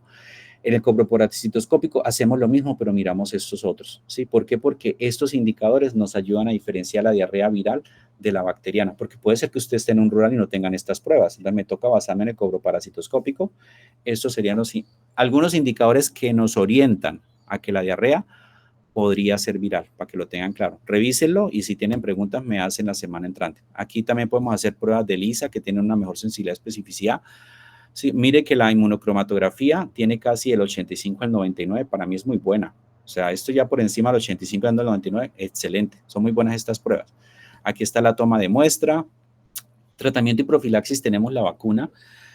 Esta es la vacuna Rotatec, que está dirigida contra 5 genotipos de rotavirus, ¿sí? Del G1, G2, G4, G3, G5 y este que es el G9. Pero la que nos dan en Colombia es la Rotatec, la Rotaris, que es monovalente. Esta vacuna está desde el 2009 y la cobertura empezó a cubrirse más del 80% a partir del 2012. Entonces, mire, todas las Américas, incluyendo Estados Unidos, tenemos esta que es Rotarix, que es monovalente. Entonces, si ustedes van a tener familia y eso, pues cómprenle la vacuna pentavalente, que esa sí toca comprarla, es más buena y protege más a los niños, pero la que nos da el POX, que no es tampoco mala, es la que es monovalente, es decir, contra un solo genotipo del virus, ¿sí? Aquí está el esquema. Lo aplicamos a los 12, a los 4 meses, que son 2 dosis. Lo importante es que hasta el mes 8 ya el niño esté protegido, que es cuando está en mayor riesgo. Esto es lo que tiene que ver con la vigilancia en salud pública, ¿sí? Las unidades generadoras de datos, que son ustedes, reporte a los sistemas de vigilancia local para que entre a los datos del Instituto Nacional de Salud. Aquí están los genotipos que han sido reportados en Colombia, principalmente el GP3, es el que más se observa. En América se reporta más el G1P. No hay diferencias entre el genotipo y la virulencia, todos son iguales, lo hacemos más es como por vigilancia epidemiológica. Observen esto muy interesante, la vacuna se inició en el 2009, mire que predominaba el rotavirus, que es la barra azul, desde el 2008 hasta el 2014, mire que a partir del 2012, 2011 empezó a bajar, ¿sí? Ya llegamos al 2012, 2013, esto es buenísimo porque es lo que ha hecho bajar la mortalidad por rotavirus en nuestro país, que era una causa importante de muertes en niños. Entonces, eso ha mejorado mucho el panorama. ¿Listo? Dejamos por ahí. Yo ahorita les voy a enviar la presentación a su compañera Isabela para que la tengan. Revisen la presentación y nos hablamos entonces el lunes para que ustedes me hagan preguntas. Y el martes me entregarían el taller hasta las 12 del día. Recuerden, grupos de 3. El taller de infecciones respiratorias. No les voy a colocar talleres de EDA porque ya son muchas tareas y la semana entrante ya empezamos los laboratorios de bacterias que los vamos a hacer teóricos porque no tenemos laboratorio. Revisen porque la profesora Julieta ya subió las guías para los 2 grupos. Esas guías las hicimos con la profe. También informaron ya los salones para que sepan que creo que los del 20 en adelante son los que están conmigo y los del 1 al 20 están con la profesora Julieta. ¿Listo? Entonces nos vemos la otra semana o mañana. ¿Hay preguntas? No. Listo, profe, gracias. No, señor. Por favor, lleguen puntual a las 10 que la profe los está esperando en el salón. Vale, profe, gracias. Vale, Listo, profe, muchas gracias. Bueno, profe, hasta luego, gracias. Profe. Feliz día a todos. Chao. Igual. Gracias.